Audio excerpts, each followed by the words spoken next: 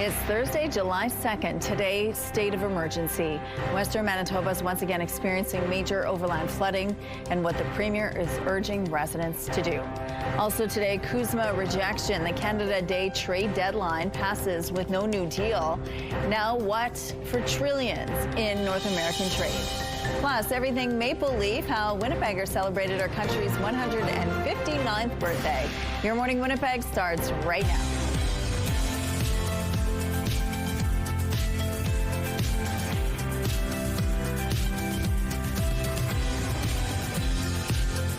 Good morning, Manitoba. Happy Thursday to you. We hope you had a wonderful Canada Day celebration with your family and your friends yesterday. It was a pretty decent day as well. And Ainsley is live this morning at the Dalnavert Museum. They have a lot going on there throughout the summer. It's called Summerween.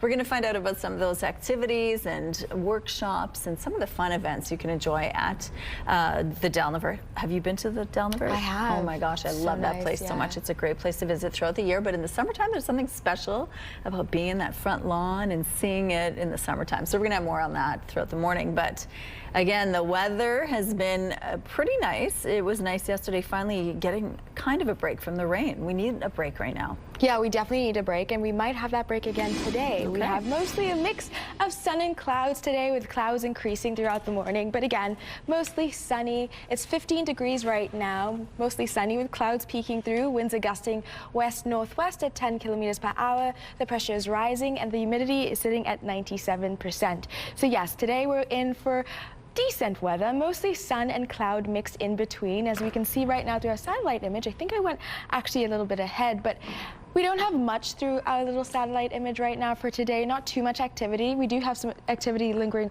all the way over there, but it might not, most likely won't affect us for the rest of today. But looking into our futurecast, as you can see, we might experience some light showers in different parts of the province, but not too much, not for Winnipeg or Brandon today. It's mostly going to be clear for the rest of the day. But as we're going into tomorrow, as you can see over there in the west, we do have this low pressure system, which is likely going to taper off into Winnipeg. So according to Environment Canada, tomorrow we do have a chance of showers and maybe a risk of thunderstorms in the evening. That's depending on this low pressure system here that is stalling, that might taper in. But again, mostly clear. It'll clear out by the evening time tomorrow night. So mostly clear days ahead. And looking into Saturday as well, we might still have that rain or light showers or precipitation into parts of the province. So just want to keep that in mind and have that raincoat nearby. But for today, our high is going to be 23 degrees, and tomorrow 21 with that chance of thunderstorms. So just have that close by it, just in case, that raincoat. But the rest of the day is mostly sunny skies. So yeah, we're in for a great week besides that. Thank you, Tandy. Western Manitoba is once again experiencing major overland flooding. Take a look at this. These photos were posted by the Mounties in the Dauphin area on Wednesday.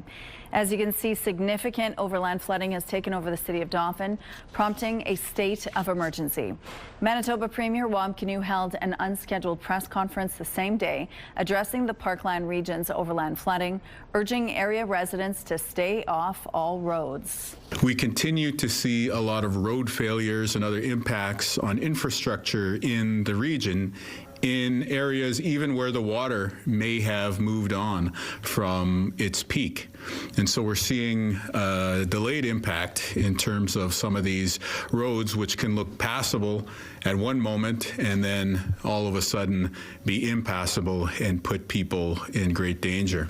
The Dauphin Regional Health Centre is closed until further notice due to flooding, and all 58 patients will be transported to Brandon and other areas. Officials are notifying the family members. However, if you'd like to know sooner as to where your loved one is being transported, you can call HealthLink's patient information line with the number there on your screen. In addition, Swan River issued a partial mandatory evacuation order for certain areas. Full details are available on our website, ctvnewswinnipeg.ca. A bit of a tax break for Manitobans is now in effect. The province is cutting the sales tax on some store-bought food. Most food purchased at grocery and convenience stores throughout the province is already tax exempt. But as of July the 1st, there's no longer a 7% PST charge on things like chips and baked goods and rotisserie chickens. The government says the average family could save about $100 a year. The provincial sales tax, however, will still apply at bakeries, bars, and restaurants. Wednesday was the deadline for Canada, the U.S. and Mexico to decide whether to renew their trade pact, but the Americans declared they don't want to extend the trilateral agreement. CTV's Rachel Aiello reports. Prime Minister Mark Carney did pull out a pen today, but it wasn't to sign a renewed trade deal. The Americans declared, as expected, they won't be extending the existing Canada-United States-Mexico agreement. The United States did not agree to renew the USMCA in its current form. The United States will continue to engage with Mexico and Canada to address the agreement's shortcomings and our trade deficits with these countries. That was U.S. Trade Representative Jameson Greer's message in a statement declaring his country's position. Instead of agreeing with Canada and Mexico to extend the trade pact for another 16 years, the U.S. refusal means all three countries will have to review the deal annually. Unfortunately, that's a significant barrier to a main advantage of the agreement, which is predictability for business so that they can make investments. Canada-U.S. Trade Minister Dominic LeBlanc and this country's chief negotiator, Janice Charette, attended the virtual meeting on the future of CUSMA alongside their trilateral counterparts. In a statement, LeBlanc downplayed the decision, saying he reaffirmed Canada's unwavering support for CUSMA, noting it remains fully in force until 2036 and can be renewed at any time for another 16-year period. We hope to have fewer outstanding issues every year, Mexico's economy minister said today. While the deal continues for now, so do the punishing sectoral tariffs. And with the CUSMA deadline falling on Canada Day, Carney sought to offer some reassurance before the U.S. decision dropped. Together, we can give ourselves far more than anyone can take away. U.S. and Mexican officials will meet for further bilateral negotiations later this month. Despite Minister LeBlanc saying Canada will continue engagement in the coming weeks and months, no official talks between Ottawa and Washington are on the books yet. Rachel Aiello, CTV News, Ottawa. July 1st marks another big deadline in Canadian politics. It was for Alberta's government to submit its proposal to Ottawa for a new pipeline to the West Coast. Has been some leaks that there is no private sector proponent, that the Alberta government is the proponent. I think that was widely expected. We'll have to see if there's any minority stake for the private sector. But the other is a route. And again, based on leaks, not on the actual submission, we're hearing that they're going to submit multiple routes. So both of those would be, I think, against the spirit of the MOU. Without private funding, Alberta's government would likely opt to kickstart the project using taxpayer money. As part of the memorandum of understanding that was signed between Ottawa and Alberta, the province had until July the 1st to submit its proposal for a new pipeline to the Major Projects Office. The federal government has said it will work to designate the pipeline as a project of national interest by October the 1st. September 1st, 2027 has been chosen as a date for potential construction approval. Alberta Premier Danielle Smith is expected to address the media today. Winnipeg Police Service has unveiled a newly designed police cruiser, and it's unlike any you've seen on the force. The cruiser's artwork honors Indigenous cultures, teachings, and traditions. It was created in partnership with the Assembly of Manitoba Chiefs and designed by Brian Hunter, who is of Métis descent. The very visible cruiser is also intended to help build trust, foster relations, and acknowledge Indigenous peoples in our community. This is a symbol of the work and collaboration that we will see between First Nations leadership here in Manitoba with the Winnipeg Police Service, and how we can further support the need within our community to make sure our communities are safe, and to make sure that people recognize that they are represented in every space within the city. The cruiser will be used solely by WPS's Community Relations Division. Members of the public can request its appearance at events, including powwows, parades, and other celebrations. Lava is flowing this week from Mount Etna in Sicily. A new fissure has opened up on the mountain's eastern flank, and the video is stunning. It's a steady flow, not explosive or violent, but Italy's Civil Protection Department has increased the volcanic alert level from green to yellow, meaning more monitoring. Here's a look at the current traffic situation now around Confusion Corner. Looks like it's a pretty easy start to the day so far. If you see any issues out on the streets, send us a text to let us know. Let's go now to Ainsley McPhail, who's live this morning at the Down the Vert Museum. Hi, Ainsley.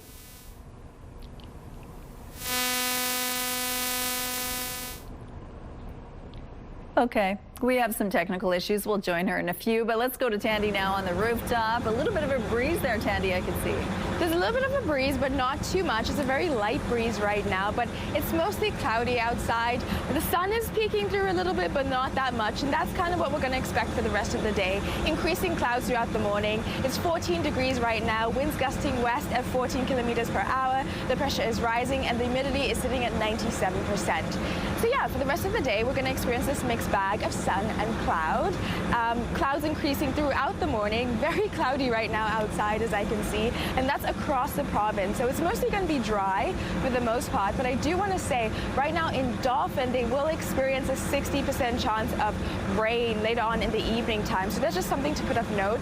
And in the Pa, as well as in Thompson, they're actually experiencing some local smoke right now, according to Environment Canada. So another thing just to keep in note across the province, but mostly again this mix of sun and cloud, and it was beautiful yesterday. I was expecting that thunderstorm, but thank God it did not come, and it was a beautiful Canada day. And today is going to be as beautiful, maybe not as sunny because of that cloud coverage, but a beautiful day to go out and take a walk and very chill weather.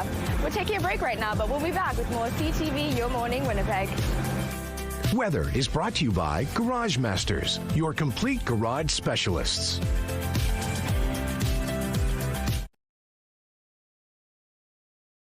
Good morning. In and out in 3 minutes. That's how long it took thieves to steal a trailer and an off-road vehicle parked on a street in St. Adolphe.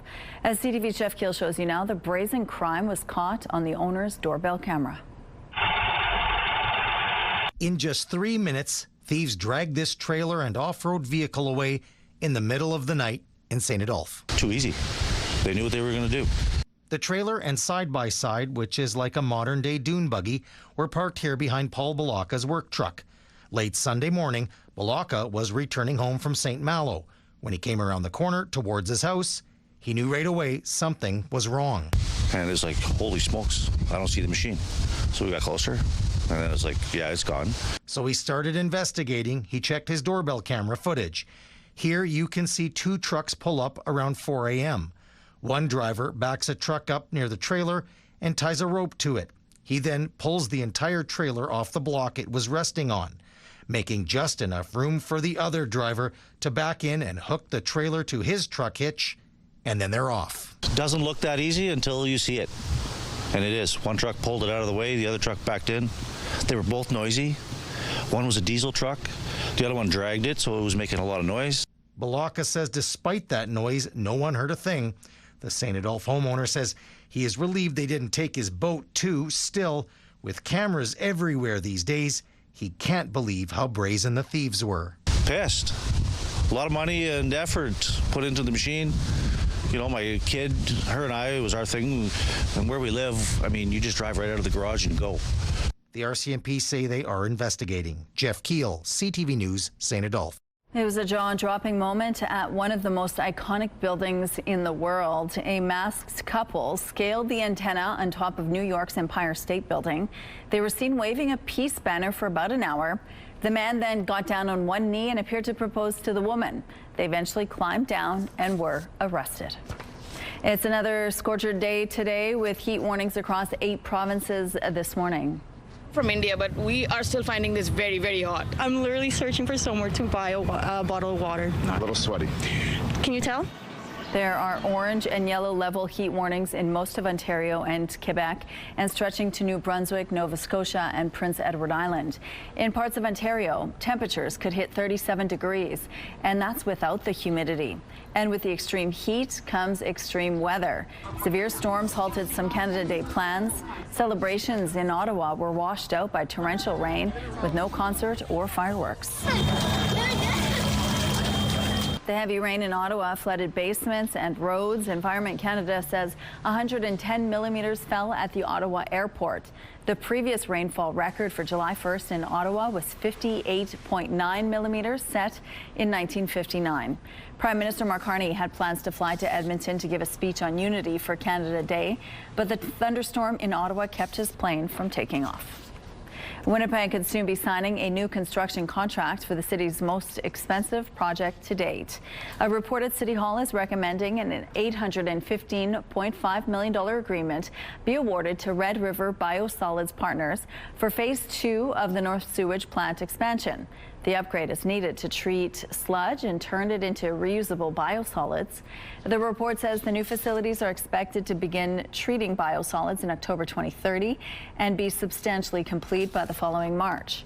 Previous reports have said the city could run out of sewage capacity by or before the end of the decade because of its growing population. The sewage plant project is being done in 3 phases and is estimated to cost more than $3 billion. Winnipeggers celebrated our country's 159th birthday in style, first by welcoming the newest Canadians.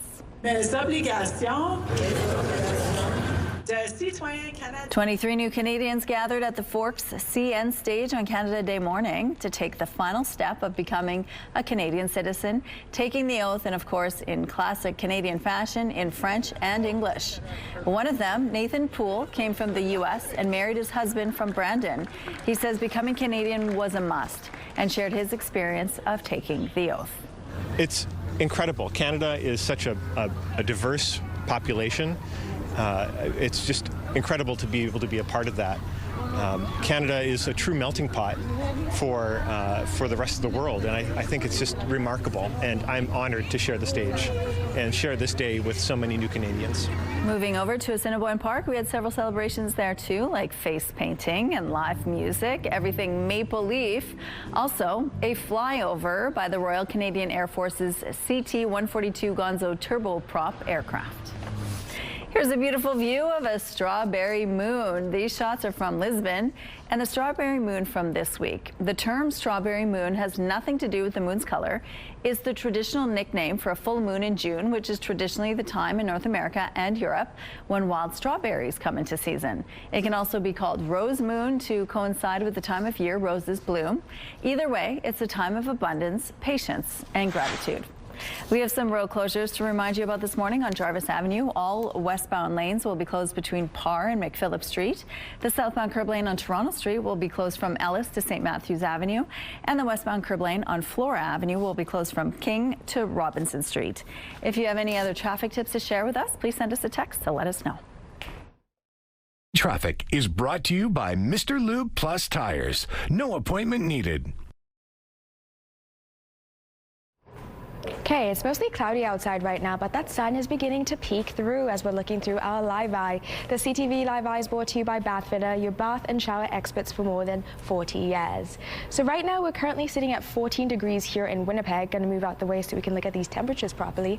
14 degrees in Winnipeg, with Brandon at 13 degrees and Portage at 15 degrees. So kind of these low mid-average temperatures is what we're experiencing this morning, with mostly cloud coverage, with that sun beginning to peek through more throughout the day. Looking up in Thompson at 7 degrees, with Lynn Lake at 8 degrees, as well as Churchill, so much chillier for this time of the morning, but still pretty good, decent average temperatures. And now looking into our satellite image, and as I mentioned before, today we don't have that much activity. There is some light rain or light precipitation in the form of showers that could form, especially in the Dauphin area. I want to point that out. According to Environment Canada, they have a 60% chance of rain later on this evening, so that's just something to keep of note. But for most of us, it's going to be mostly a dry day today with that mix of sun and cloud.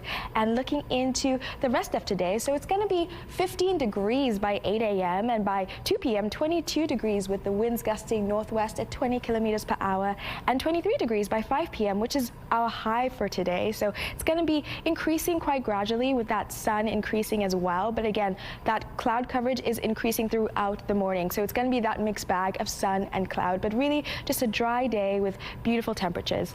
And now looking into our 7-day forecast. As I said, today our high is 23 degrees. Tomorrow is 21 degrees. And I do want to note we have a low chance of showers in the morning, according to Environment Canada, as well as a risk of thunderstorms by the evening time. So that's something to keep of note. Don't throw away those raincoats or umbrellas just yet. And I know we don't want to experience that for this time of year.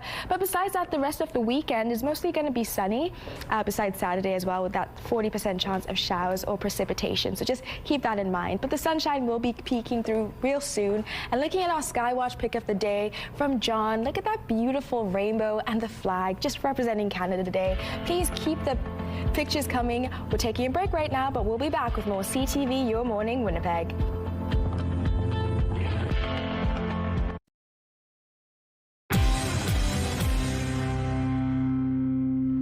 It's time to see our sports team moment now. Today's pictures from River East Marauders U11. Karina shared in 2010, the River East Marauders U11 won the city championship. The team of 98s was magical that season. Great memories of an awesome day. To participate in this contest, tell us about your most memorable fun team moment. Attach a picture and you will be entered into the draw to win a $100 Chicken Chef gift card. Head to the contest page on our website, ctvwinnipeg.ca, and fill out the form with your answer and your picture. Good luck. Your Manitoba sports team moment brought to you by Chicken Chef, where memories are made.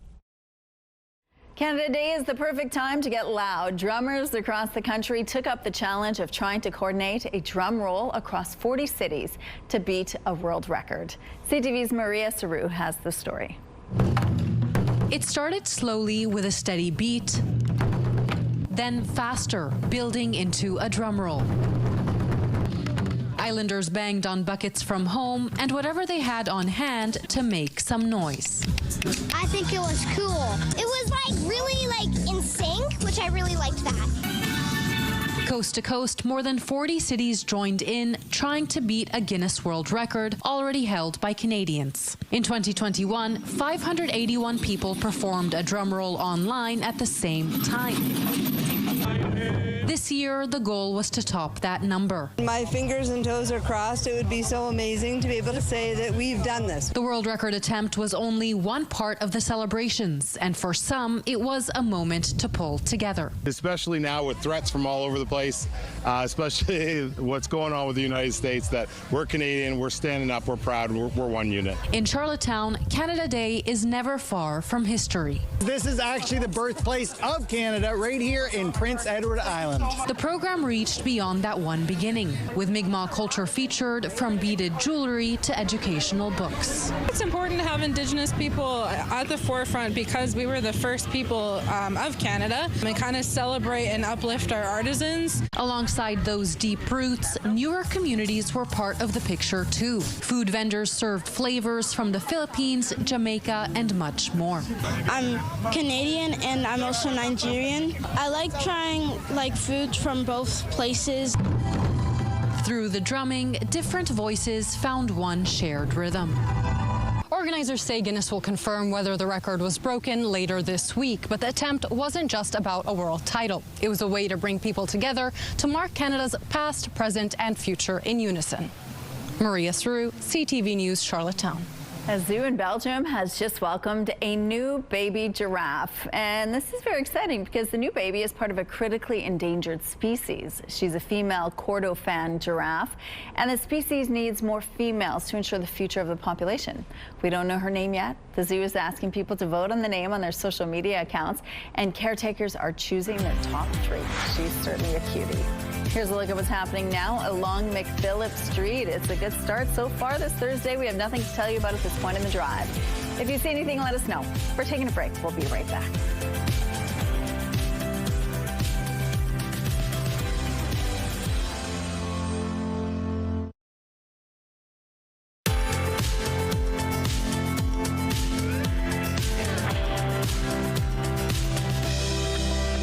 Tandy, the last thing we need is more rain, especially in the Parkland region, and they're the ones going to see. They're the ones who are likely going to see it today. Yes, in the Dauphin area, they have a 60% chance in the evening time of maybe some showers or that risk of thunderstorm, according to Environment Canada. So just to keep of note, it's 14 degrees right now, mostly cloudy outside with that sun beginning to peek through. Winds are gusting west at 14 kilometers per hour. The pressure is rising and the humidity is sitting at 97%. Now, yes, as I said before, looking at our satellite image, we don't have much activity except those little green points that you can see. That's that rain that might be forming in that area, especially in the Dauphin area. Light rain maybe, or light precipitation in the form of showers. So that's just something to keep of note. But for most of the province this morning, we're mostly going to be dry for today. We might have that risk of thunderstorm tomorrow. So that's just something to keep of note. But for today, our high is 23 degrees, winds gusting northwest at 20 kilometers per hour. It's mostly going to be a mix of sun and cloud, with that cloud increasing throughout the morning time. So it might not be as sunny as we'd like it to be today, but it'll be a nice, warm, decent day to go out and take a walk. And by the time we head into the evening, it's going to be 14 degrees with winds gusting north at 20 kilometers per hour with partly cloudy skies. So a very nice, chilled evening time vibe. And then looking into tomorrow, it's 21 degrees, winds gusting southeast at 30 kilometers per hour. But tomorrow we do have that risk of thunderstorm within the afternoon time, according to Environment Canada, as well as a low chance of light precipitation in the form of showers during the early morning time as well. So don't throw away that raincoat or umbrella just yet, because you might just need it. And looking into a 5-day forecast, again, mostly bright sunny days ahead, except for Saturday. We do have that 40% chance of precipitation in the form of rain or showers. So again, something to keep of note, but mostly sunny skies until we get into Wednesday, where we do have that risk of a thunderstorm. Thank you, Tandy. Some intense weather earlier in the week has southern Manitobans still busy cleaning up and assessing damage. Here in Winnipeg, thunderstorms and strong winds brought power lines down, uprooted trees, and knocked fences flat. On Wednesday, the Northern Tornadoes Project confirmed it was a tornado that tore through a portion of White Ridge. CTV's Harrison Shin shows us what happened. This is the devastating aftermath of a severe thunderstorm, a garage barely standing, and part of the same home's wood panels and roof shingles gone. Bob Mathis lives nearby. Well, I looked out when I heard the thunder and the noise, and it was like in a movie. It just, something was flying by, which was probably all the shingles from the neighbors. And then I looked out and my tree's gone. It's not clear yet if Monday's storm spawned a tornado or not. The Northern Tornadoes Project is investigating. To me, it looks, right now, it looks preliminary. It looks like a weak tornado that went through the part of town here. And it was associated with that line of storms that we sort of saw. About 5 minutes away, the storm took down several fences and forced a neighbor's shed into Colton Smith's backyard. I was kind of just relaxing, and I just heard like insanely loud noise, kind of like a train going through the backyard, and house alarm goes off. I come upstairs, I see this tree cross my backyard. Environment and Climate Change Canada says some rotation was found on the radar as the storm made its way through the city's southwest region. Very, very active system. Unfortunately, from a wind gust point of view, it missed most of our stations in the area that sort of reported anything. But in general terms, we would estimate from radar sort of wind gusts of 90 kilometers an hour plus were very possible along that squall line. Winnipeg's emergency management coordinator says June has been a very busy month for the city crews. We very much appreciate the patience of residents. So city crews are working very hard, a number of crews, to get out and resolve issues as quickly as they can be resolved based on the reporting that does come into 311. Harrison Shin, CTV News, Winnipeg. The city says they received reports of more than 300 downed or damaged trees, 20 sewer backups, and 35 plugged catch basins. They were also called to 3 broken traffic signals. A Manitoba teenager accused of conspiring online with a youth in Nova Scotia to commit simultaneous attacks at their rural schools has been denied bail. The 14-year-old male from Rivers appeared by video in Brandon Court Tuesday, where a provincial court judge told him he would have to remain at the Manitoba Youth Centre. The teen is facing charges of conspiracy to commit murder, counseling the offense of murder, and uttering threats. He was charged earlier this year after Interpol and the FBI told Canadian police the 2 teens were speaking online about their desire to attack schools in Rivers and Bridgewater, Nova Scotia. At the time, police in Manitoba seized the boy's phone, other electronic devices, and 2 firearms owned by a relative. The 15-year-old youth in Nova Scotia is facing charges of counseling another person to commit an indictable offense, conspiracy to commit murder, and uttering threats. People living in transitional housing will benefit from a downtown hotel remodel. Fairmont Winnipeg is making some upgrades to its rooms and other facilities. Along with stripping the hotel down to its studs, it will also be bringing in new furnishings. Now 12,000 pieces of its old decor, furniture, and appliances will be getting a second life. Beds, tables, chairs, curtains, and a plethora of other items are being donated to the charity Linking Hope and its 120 community partners. And their excitement is what this is about. The excitement of being able to give some furniture to folks that might not otherwise have it. We just heard from the Selkirk Transitional Group and Equal Housing that the McLaren, many of the folks that live there don't have sinks. So we're going to be working on getting those out of here in the next couple of weeks so that folks in those spaces can have sinks. Those home items will be given to Manitoba families fleeing violence, newcomers, and anyone else in need. Canadian Blood Services is calling for more donors as summer cancellations rise. They're reminding Canadians hospitals rely on a steady supply of blood despite the fact there was a holiday this week and the busy summer season coming up.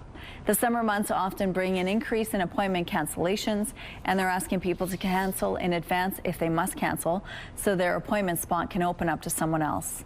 Canadian Blood Services says only about 2% of eligible Canadians currently donate blood or plasma. The Winnipeg Jets have signed unrestricted free agent goaltender Stuart Skinner to a 2-year, $7.5 million contract. The Jets made the announcement Wednesday. Last season, Skinner was acquired by the Pittsburgh Penguins from the Edmonton Oilers. Skinner backstopped the Oilers to back-to-back Stanley Cup finals in 2024 and 2025, going 21-16 in the process. The Jets also signed defenseman Mario Ferraro to a 3-year, $12 million deal on Wednesday. Here's a look at what's happening in traffic now on the Norwood Bridge. Things are slowly picking up over here, as you can see, but traffic volumes should remain fairly light for the rest of the day as school is out for summer. Here's a look at your gas prices now. In Winnipeg, the average is $1.53, a small drop compared to yesterday, and the lowest price in the city is $1.44. All this info is on GasBuddy.com. The Price at the Pump is brought to you by the Kidney Foundation. Help by donating your card today. Coming up, Ainsley is live at the Down the Vert Museum. She's going to take us around and show us what's up this summer. Stay with us.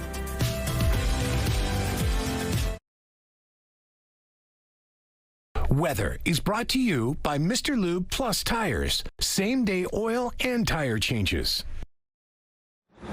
Partly a cloudy start to the day right now. I can see the sun trying to peek through slowly, but that's expected as Environment Canada said those clouds would be increasing throughout the morning. It's 14 degrees right now, winds gusting west at 14 kilometers per hour. The pressure is rising and the humidity is sitting at 97%. So yeah, across the province, we're going to have this mixed bag of sun and cloud today, with the clouds clearing up throughout the evening time with partly cloudy skies for most of Manitoba. Some parts of the province might experience a light chance of precipitation in the form of showers or rain. So that's just something to keep of note, especially in the Dauphin area, who's been experiencing that state of emergency currently. But across the province, it's mostly going to be dry and hopefully as beautiful as it was yesterday. I took a walk yesterday and I was so happy there was no thunderstorm as predicted by Environment Canada. So that's kind of the temperatures we'll be expecting for today, just much more cloudy. So it might make it feel a bit more cool than it was yesterday, but a beautiful start to the day. Right now, we're going to head over to Ainsley to see what she's up to today.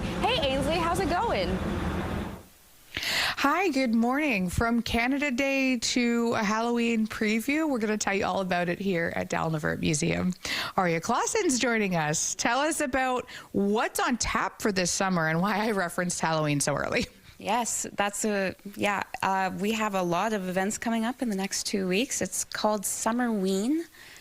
So we're doing a bunch of really spooky, fun events. We have an event this evening called Secrets and Specters, and then we have a few really new, interesting, and unique events coming up. Okay, so everything from tours to watching Dracula with a meal. Explain some of these events. We have Tales of Victorian Madness, which is a reading. We also have Gossiping with Ghosts, which is a workshop talking about Victorian spiritualism and communication with the afterlife. You get a little sneak peek into the basement. We also have Haunted History Tours with Matthew Comas, and we also have Dinner with Drac, which is a 3-course meal served to the viewing of the 1931 Dracula. Why so many paranormal activities? Well, Downriver has a bit of a history of allegedly being haunted, but we know that many people really like the spooky and the scary, and we find that it gets cast aside in the summer, so we really wanted to bring it back because it's just really fun. So we really like doing it. And the time period itself, sort of obsessed with death, obsessed with mourning, and that is kind of webbed through these activities.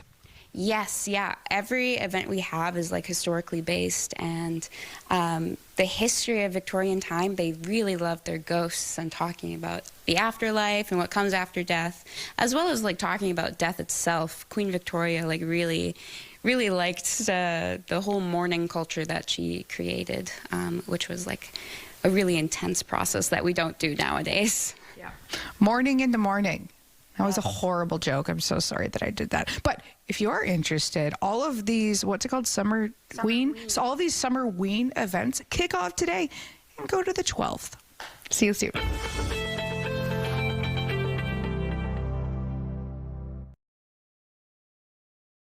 Here's a look at the early markets now. The Dow Jones added 75 points. The Nasdaq is 118 points lower.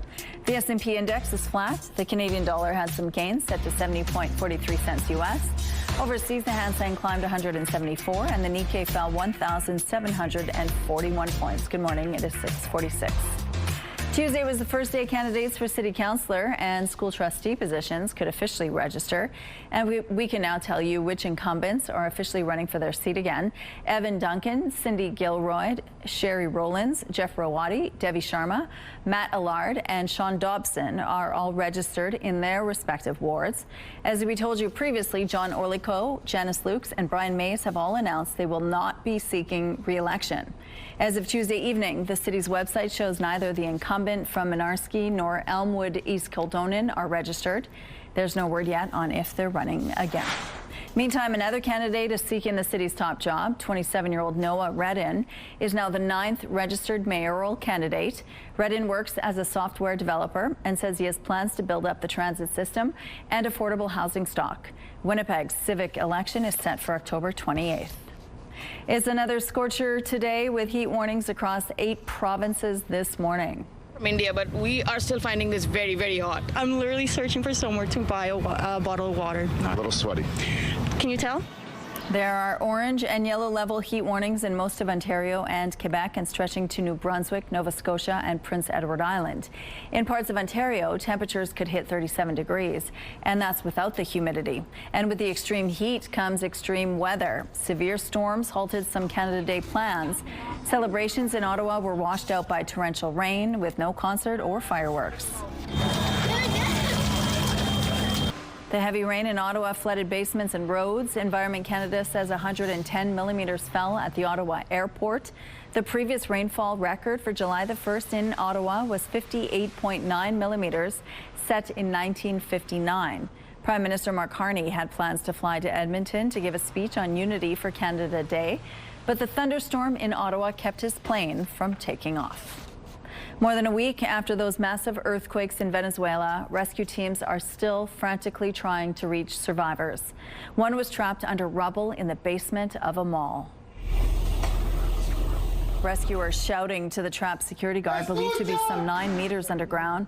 The death toll from the double quakes has now climbed to nearly 2,300 people, but there are still almost 50,000 unaccounted for.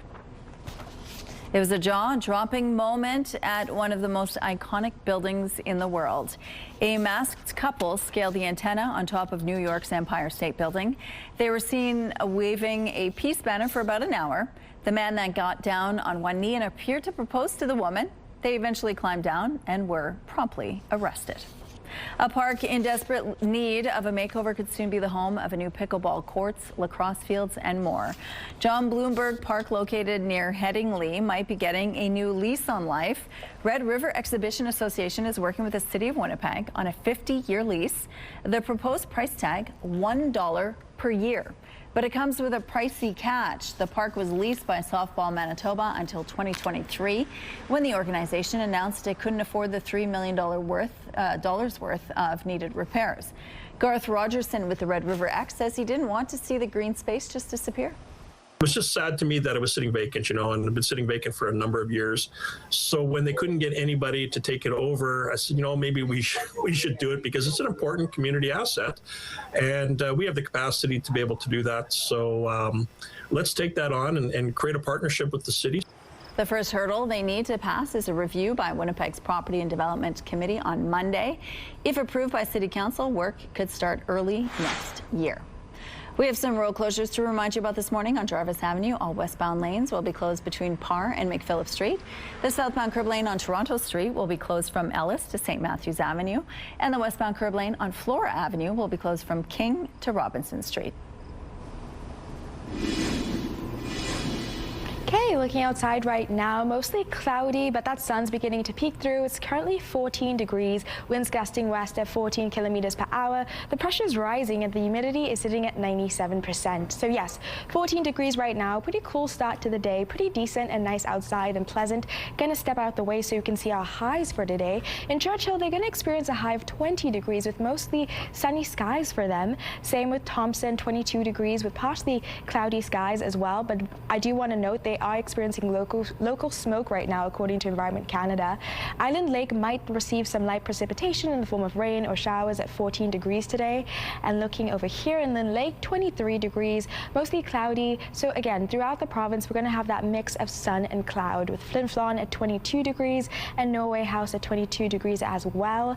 And looking into Swan River, again, 22 degrees. Brandon with its high of 23 degrees. Dauphin with a high of 21 degrees. I do want to note, you don't see the little showers here, but in the evening time, they do have that 60% chance of rain or that risk of thunderstorm, according to Environment Canada. So that's something that not to forget. And then looking into Winnipeg, our high 23 degrees as well in Gimli. So again, throughout the province, it's just going to be that sun and that cloud, that mix in between. Some places more sunny and some places more cloudy. And looking now into Red Lake, 18 degrees with Kenora receiving rain right now at 22 degrees and Fort Francis at 26 degrees. Now looking into our 7-day forecast, as I mentioned today, a high of 23 degrees with the clouds increasing throughout the morning. Tomorrow it might be 21 degrees, but we do have that risk of a thunderstorm by the afternoon time and light showers maybe in the morning, according to Environment Canada. But by the time we get into Saturday, again, that 40% chance of showers. So just keep that umbrella, keep that raincoat close by, because Mother Nature can switch up at any time. Thank you, Tandy. Let's check in now on the team at 103.1 Virgin Radio. Hi, guys. We're partying. Why not? Are you? Good. Nice to see you, Rachel, like I say.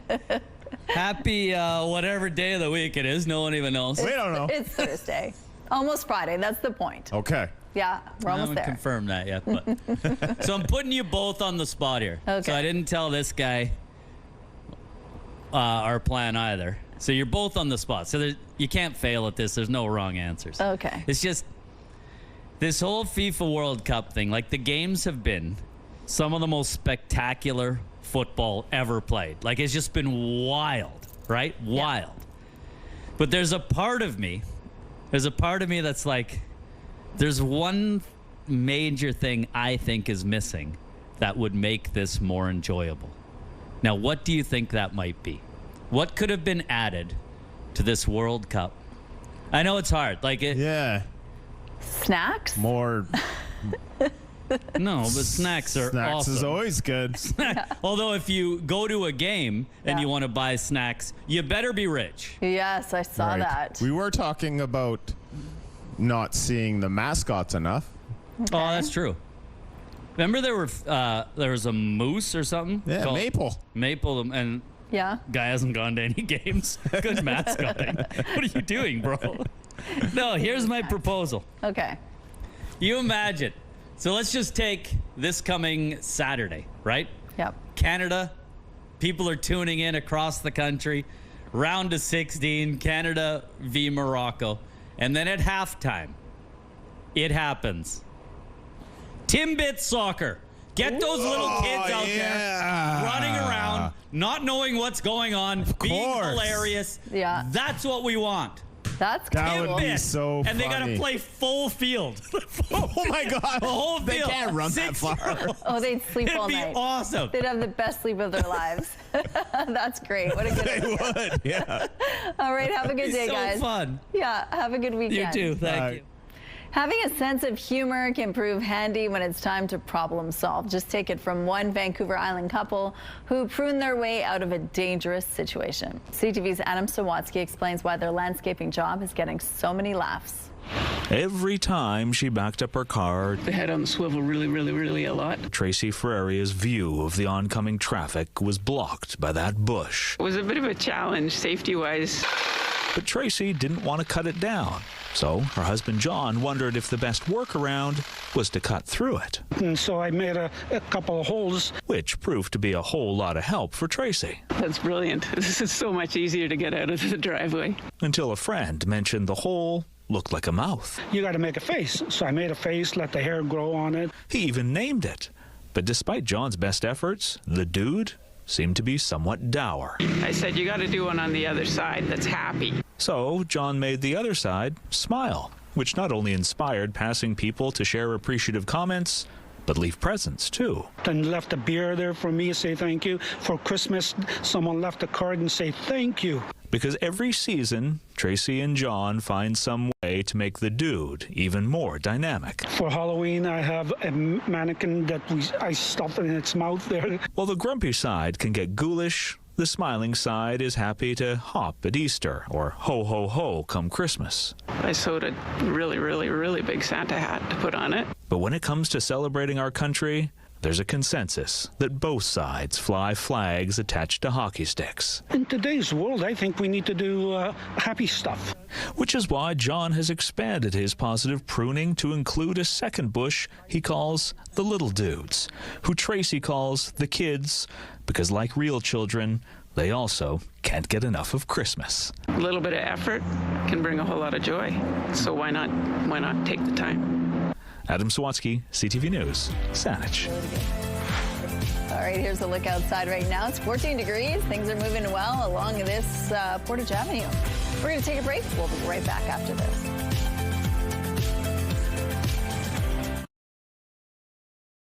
Thursday, July 2nd. Today, the deal denied. What happens next after the U.S. declined to extend CUSMA? Plus, storm aftermath, how the city of Dauphin is dealing with the impacts of major flooding. And a day of fun, how Winnipeggers celebrated our country's 159th birthday. Your Morning Winnipeg starts right now.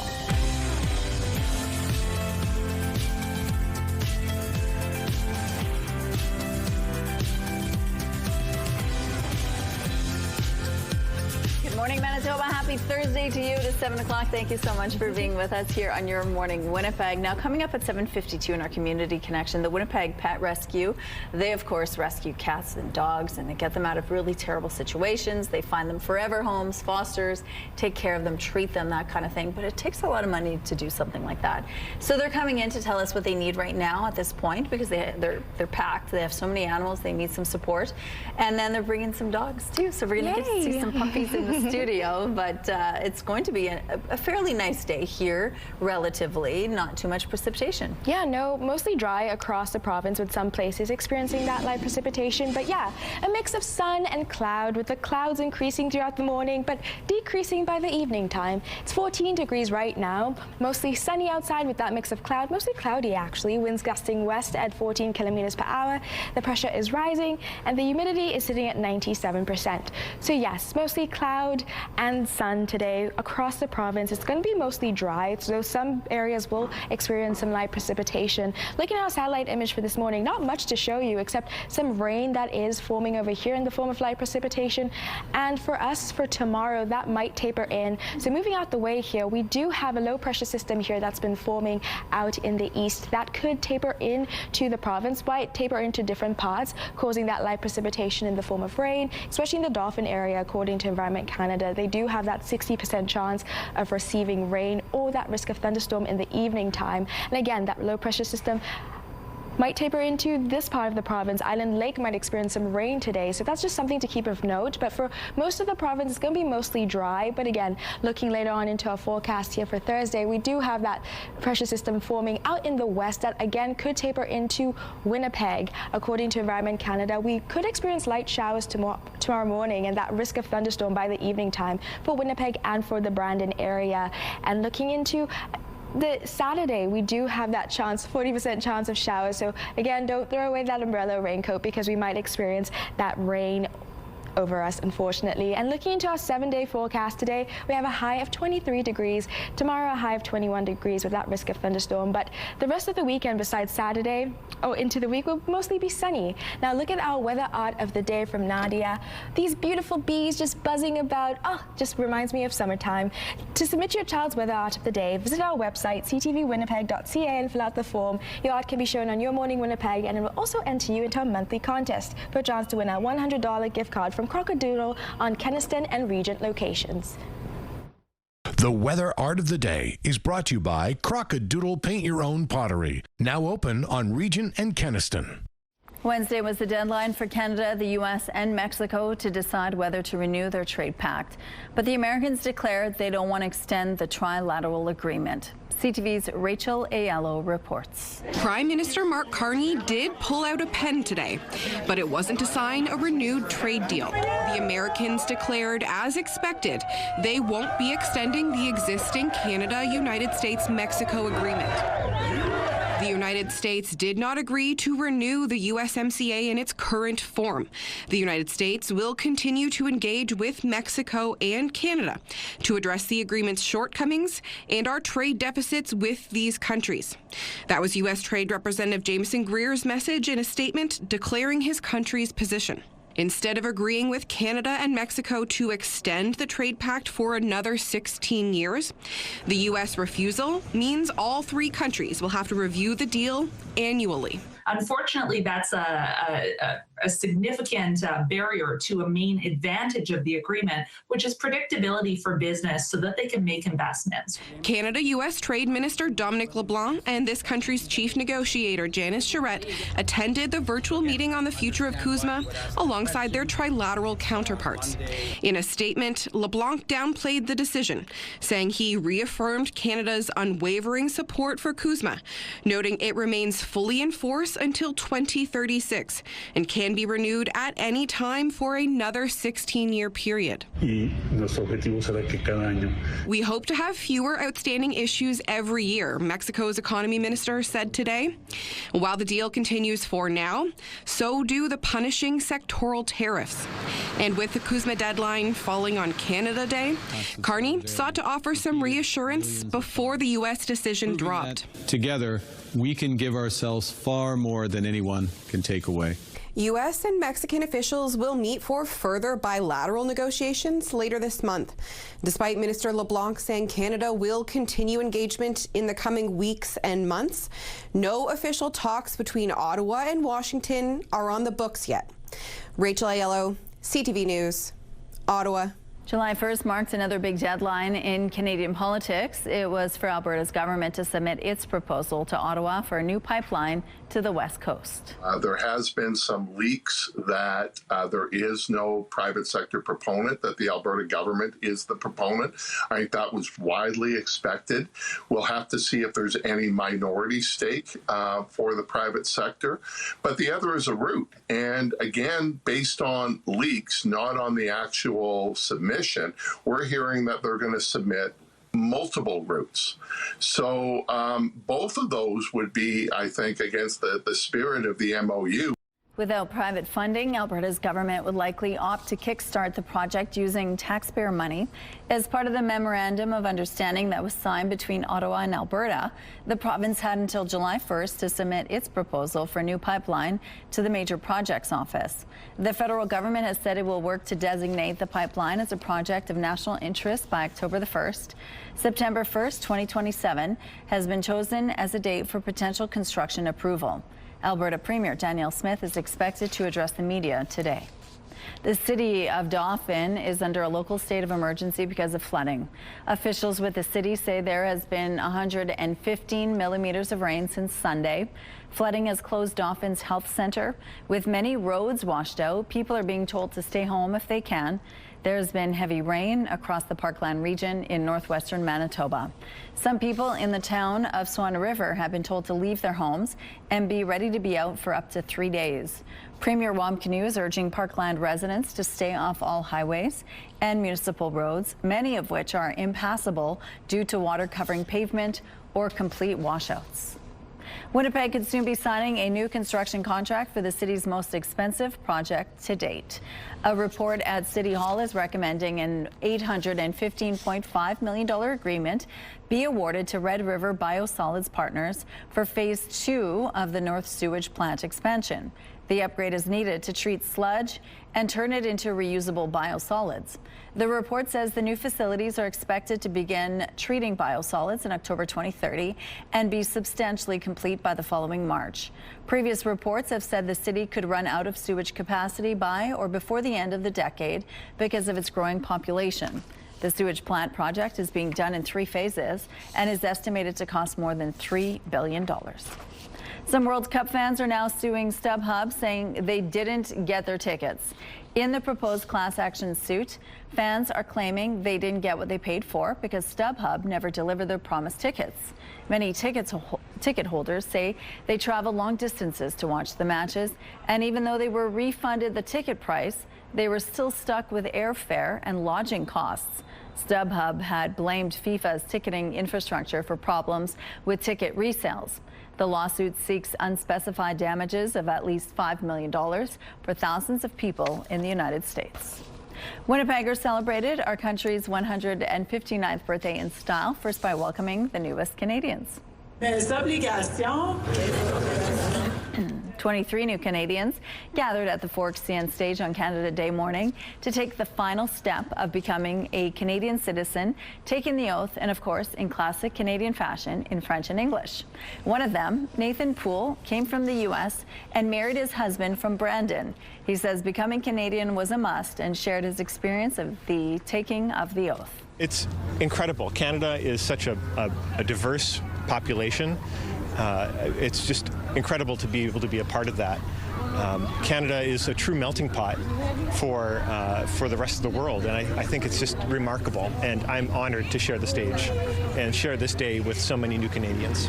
Moving over to Assiniboine Park now, we had several celebrations there too, like face painting and live music, everything maple leaf. Also, a flyover by the Royal Canadian Air Force's CT-142 Gonzo turboprop aircraft. Here's a look at what's happening in traffic at Kenaston and Sterling Lion Way. Things are moving well to start off. If you have any problems out on the streets, send us a text to let us know. Let's go now to the Dalnefert Museum, where Ainsley McPhail is live this morning. Hi, Ainsley. Hi, good morning. We're talking about Summerween. What is that? It's some kind of phenomenon that started from a film, but because people like the paranormal so much, and because there's so much paranormal connected to our city and our province, why not explore that starting today until the 12th here at Dalnefert Museum? Everything from ghost tours to a temporary exhibition that we're going to be looking at 727.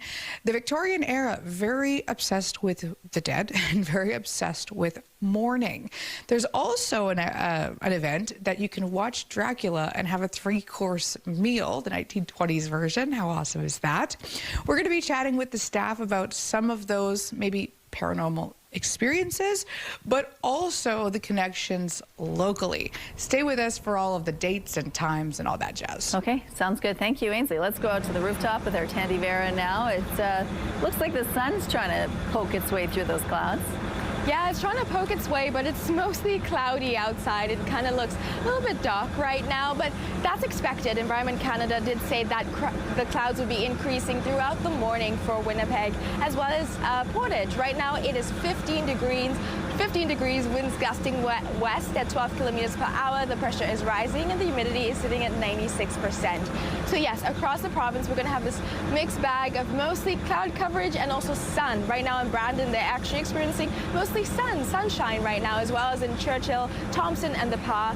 And for Winnipeg, Portage, and Dauphin, it's mostly cloudy for us, but that's kind of expected right now, according to Environment Canada. We will have a high of 23 degrees. The clouds will decrease throughout the afternoon and into the evening time with partly cloudy skies and more sunshine peeking through but for this morning time, it's going to be as cloudy as it is right now, and there's a bit of a chill to it, I will admit right now. I wish I had a little light jacket with me, so that's something just to keep of note when you're traveling about today. But besides that, it's going to be a beautiful day with some decent weather. I will continue to point out for Dauphin overnight, they do have that 60% chance of rain or a risk of thunderstorm into tomorrow morning, so that's just something to keep note of for today. Weather is brought to you by the Better Business Bureau. Research at bbb.org before you buy. It's time now for a question of the day. We wanted to know, how did you spend your Canada Day? You can text your answer to 10400. Make sure to follow the automated instructions so we can feature your response. And don't forget to include your name, please. Question of the day, brought to you by Provivo, Manitoba's #1 cool sculpting clinic. Science-backed body contouring. It's time now for our Pet of the Week. This week we're celebrating Mika. Mika was dressed for the party. She wished everyone a fun-filled and relaxing Canada Day. And thanks, Judith, for sharing this amazing photo. And congratulations to this lovely girl. We love your Pet of the Week submissions, so please keep them coming. Share a photo and a fun story about your pet, dog, cat, bird, or any other buddy at petoftheweek@ctv.ca. And then make sure to watch Thursdays to see if your pet is named our Pet of the Week. Here's a look at the Provencher Bridge. Things are still quite light to start off this Thursday morning. We're taking a break. We'll be back right after this.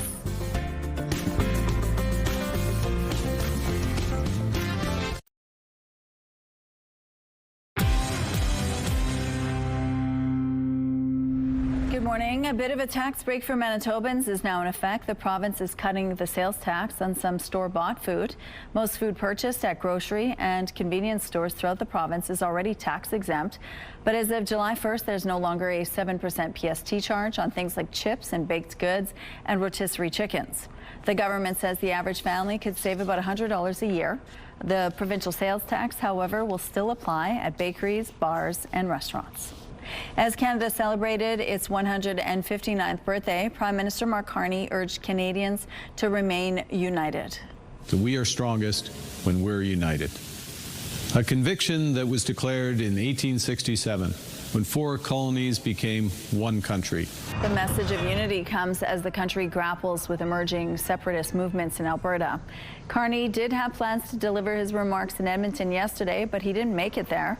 Thunderstorms in Ottawa prevented his plane from taking off on time. Albertans are preparing to vote this fall on whether to remain in Canada or hold a binding referendum on separation. Winnipeg Police Service has unveiled a newly designed police cruiser, and it's unlike any you've seen on the force.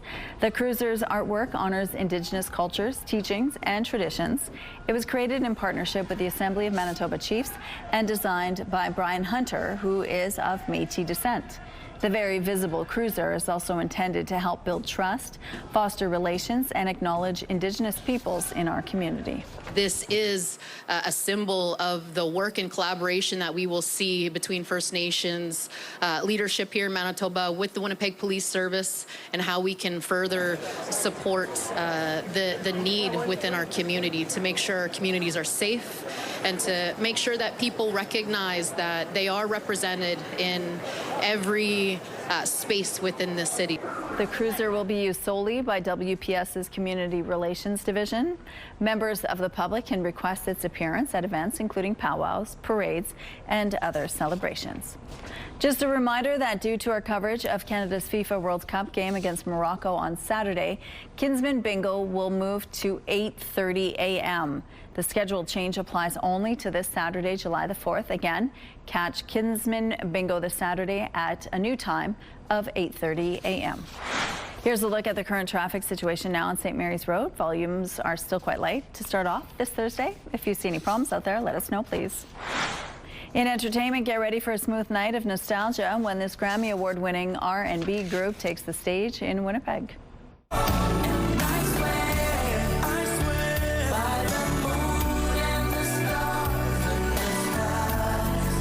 All for One is scheduled to take over the Centennial Concert Hall November 13th. The group is best known for intimate chart-topping hits such as I Swear, which is the one you're hearing, I Can Love You Like That, and So Much in Love. They'll be joined by Filipina vocalist Jinky Vidal and Filipino rapper Conflict. Tickets are on sale right now. Just head over to thecentennialconcerthall.com. On Canada Day, one of the country's best-selling music artists joined in on the festivities by releasing a patriotic new song.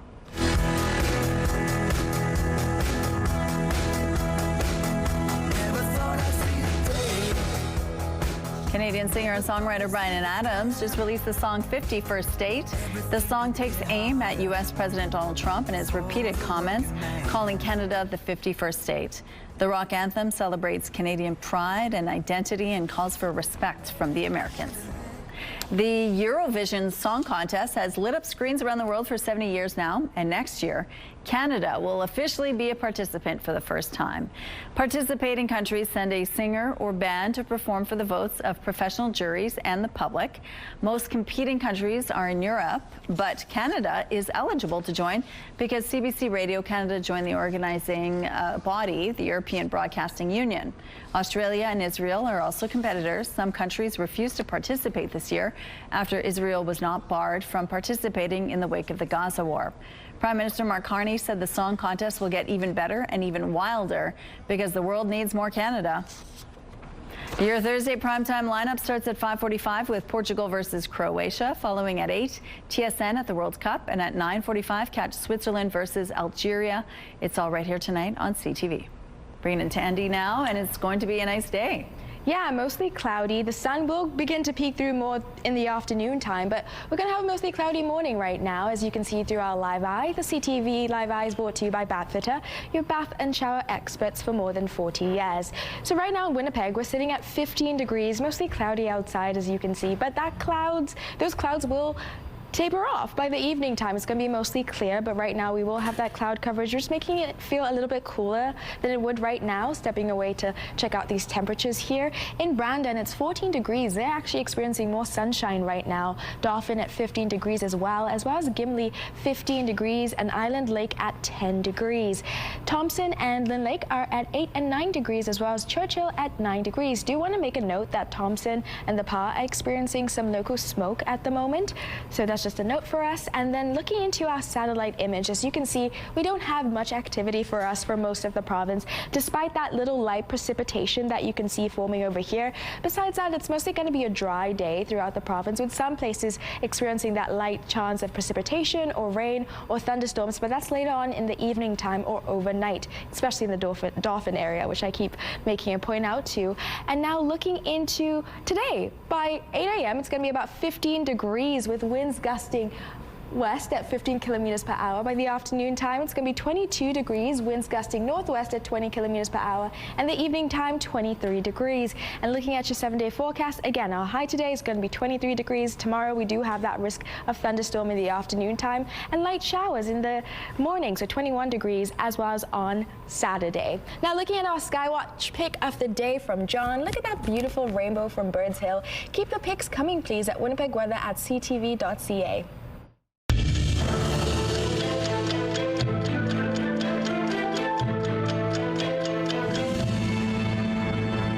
July 2nd, 1937. American aviator Amelia Earhart and navigator Fred Noonan disappeared over the Pacific while attempting to circle the globe. After taking off from New Guinea and reporting by radio that they were lost and running out of fuel, the pair did not reach their destination of Howland Island and were never heard from again. July 2nd, 2018. 12 boys aged 11 to 16 and their soccer coach were found alive by rescue divers after they disappeared when flooding trapped them in a northern Thailand cave they were exploring on June 23rd. Guided by experienced divers, all were brought out safely between July 8th and July 10th. The rescue was chronicled in the 2022 Hollywood thriller 13 Lives. July 2nd, 2019. Ex-Chrysler CEO Lee Iacocca died in Los Angeles at age 94. Iacocca put the Mustang in Ford's lineup in the 1960s and enjoyed a 32-year career at Ford and then Chrysler. He helped launch some of Detroit's most significant cars, including the Dodge minivan, the Chrysler K-Cars, and the Ford Escort. Iacocca also wrote 2 best-selling books. There are 2 knockout stage games happening in Canada today, with Switzerland taking on Algeria in Vancouver, and starting with the heavyweight matchup between Portugal and Croatia in Toronto. It's like really amazing to see like everyone cheering and screaming, and because like the show, like they're proud of Portugal. I don't believe it. I see him in Toronto, my hometown now. So it's crazy. Excited fans showed up in droves at the airport, the hotel, and the practice pitch just to catch a glimpse of Team Portugal in action. The main attraction was, of course, Cristiano Ronaldo, who could be playing his final World Cup match today.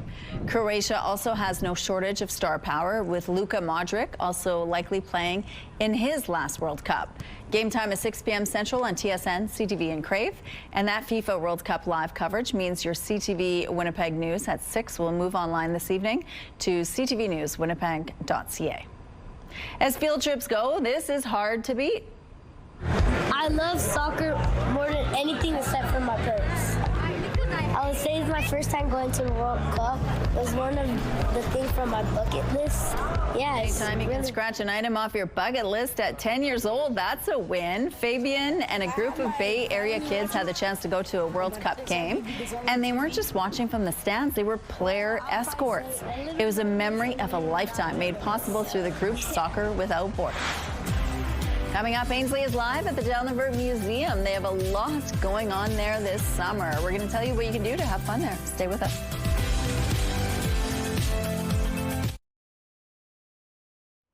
Let's go back now to Ainsley, who's live at the Delnavert Museum. They have a temporary exhibit there, which is a nice treat if you want to check something else that's new at the Delnavert. Good morning. Oh, we love new, right? Because it's, I mean, well, a lot of the stuff here is old, but old new. It's called Is There a Spirit Here? Aria's joining us once again to share. Okay, so what's this all about? So this exhibit was curated by one of our interns that we had this past winter and fall. Her name's Charlotte McGregor, and she wanted to make an exhibit about spiritualism in the Victorian era, talking about the context behind it, why it was so popular, some of the key figures behind the movement as well, like the Hamilton couple. And she wanted to sort of display a lot of the pieces that don't really get to be seen in our collection. So we have quite a few of those out. Well, mourning, grieving, and the etiquette behind that is a big piece to it. I love, I should say, the fashion of it. That's just something that really interests me. But tell us about this display. Yeah, so this case in particular is about mourning during the Victorian period.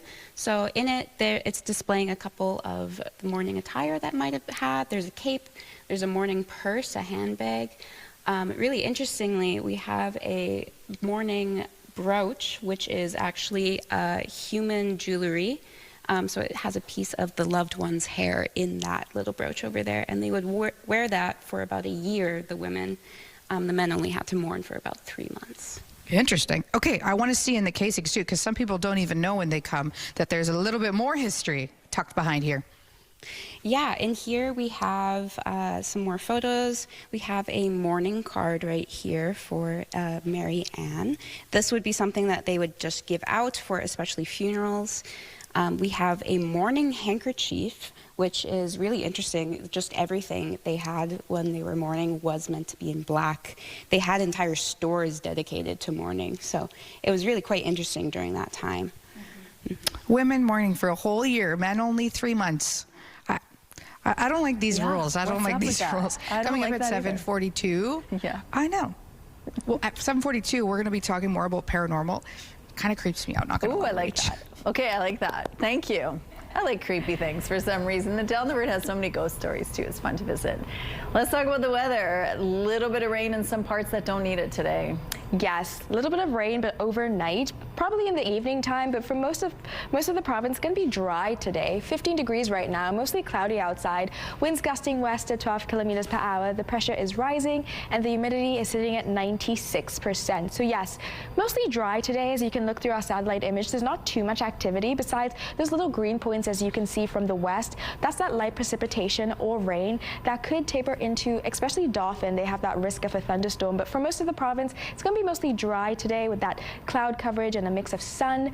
And looking into Winnipeg, today our high is going to be 23 degrees, so not too bad for this time of year. Our normal is usually 25, so we're just 2 degrees shy of that. Winds gusting northwest at 20 kilometers per hour. Now that cloud coverage has been increasing throughout the morning. It will decrease through the later part of the afternoon into the evening time with more sun and partly cloudy skies. But for the better part of this morning, it's going to be mostly cloudy, so it's a little chilly outside, so maybe grab that coat, light jacket maybe just in case. 14 degrees in the evening time, winds gusting north at 20 kilometers per hour and partly cloudy, so more clear in the evening time. And by the time we get into tomorrow, it's going to be 21 degrees, winds gusting southeast at 20 kilometers per hour. Now, according to Environment Canada, we do have a low chance of precipitation in the morning time in the form of showers, so you just want to keep that of note.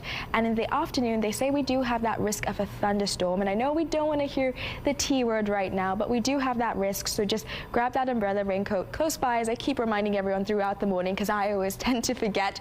And looking into the rest of the days, on Saturday we do have that 40% chance of precipitation as well, but throughout the rest of the week it's going to be mostly sunny besides Wednesday with that little risk of a thunderstorm.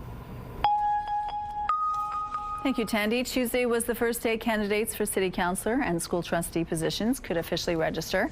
And we can now tell you which incumbents are officially running for their seat again.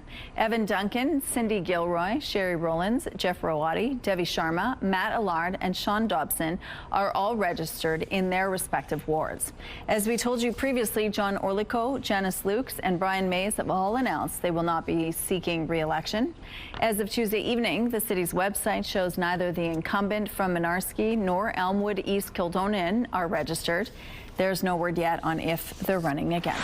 Meantime, another candidate is seeking the city's top job. 27-year-old Noah Redden is now the 9th registered mayoral candidate. Redden works as a software developer and says he has plans to build up the transit system and affordable housing stock. Winnipeg's civic election is set for October 28th. A Manitoba teenager accused of conspiring online with a youth in Nova Scotia to commit simultaneous attacks at their rural schools has been denied bail. The 14-year-old male from Rivers appeared by video in Brandon Court Tuesday, where a provincial court judge told him he would have to remain at the Manitoba Youth Centre. The teen is facing charges of conspiracy to commit murder, counseling the offense of murder, and uttering threats.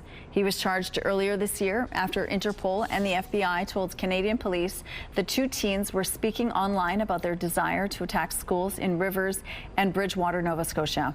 At the time, police in Manitoba seized the boy's phone, other electronic devices, and 2 firearms owned by a relative. The 15-year-old youth in Nova Scotia is facing charges of counseling another person to commit an indictable offense, conspiracy to commit murder, and uttering threats. Russia launched its largest ever attack on Kyiv early this morning. At least 18 people have been killed and 90 others were hurt. The blast tore through buildings and lasted for hours.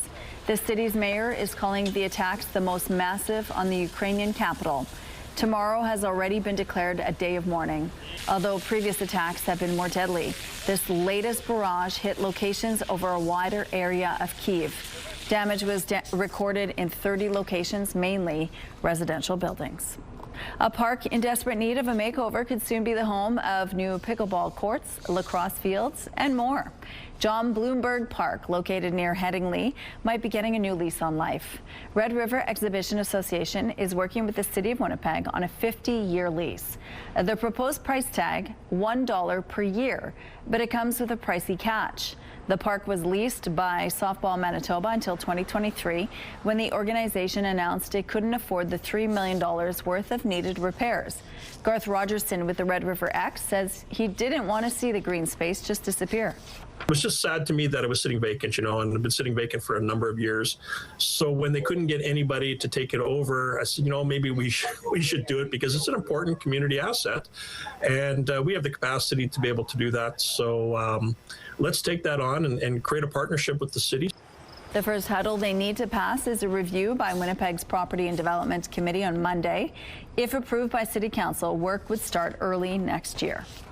The Winnipeg Jets have signed unrestricted free agent goaltender Stuart Skinner to a 2-year, $7.5 million contract. The Jets made the announcement Wednesday. Last season, Skinner was acquired by the Pittsburgh Penguins from the Edmonton Oilers. Skinner backstopped the Oilers to back-to-back Stanley Cup finals in 2024 and 2025, going 21-16 in the process. The Jets also signed defenseman Mario Ferraro to a 3-year, $12 million deal on Wednesday. Neil, the Seal, is back in Tasmania. Worked all his way up to the road and he's now disappointed that he's having to go back to the beach. So, yeah, it's beautiful. It's lovely to see him in the wild. You may remember Neil from social media. He's a 1,000-kilogram elephant seal who has become famous for wreaking havoc on the town of Hobart. Elephant seals always returning to the area where they were born, and Neil has a history of blocking roads, front yards, and fighting with traffic cones. But the locals love him, and he has millions of fans around the world online. We have some road closures to remind you about this morning. On Jarvis Avenue, all westbound lanes will be closed between Parr and McPhillip Street. The southbound curb lane on Toronto Street will be closed from Ellis to St. Matthews Avenue, and the westbound curb lane on Flora Avenue will be closed from King to Robinson Street. Here's a look now at your gas prices. In Winnipeg, the average is $1.53. It's a small drop compared to yesterday's amount, and the lowest price in the city is $1.44. All this information is on GasBuddy.com. The Price at the Pump is brought to you by the Kidney Foundation. Help by donating your card today. Looking outside now, it is 15 degrees and mainly cloudy. We're going to take a break. We'll be right back after this.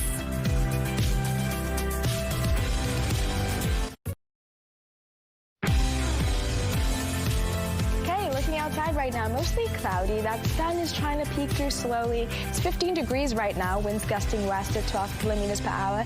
The pressure is rising and the humidity is sitting at 96%.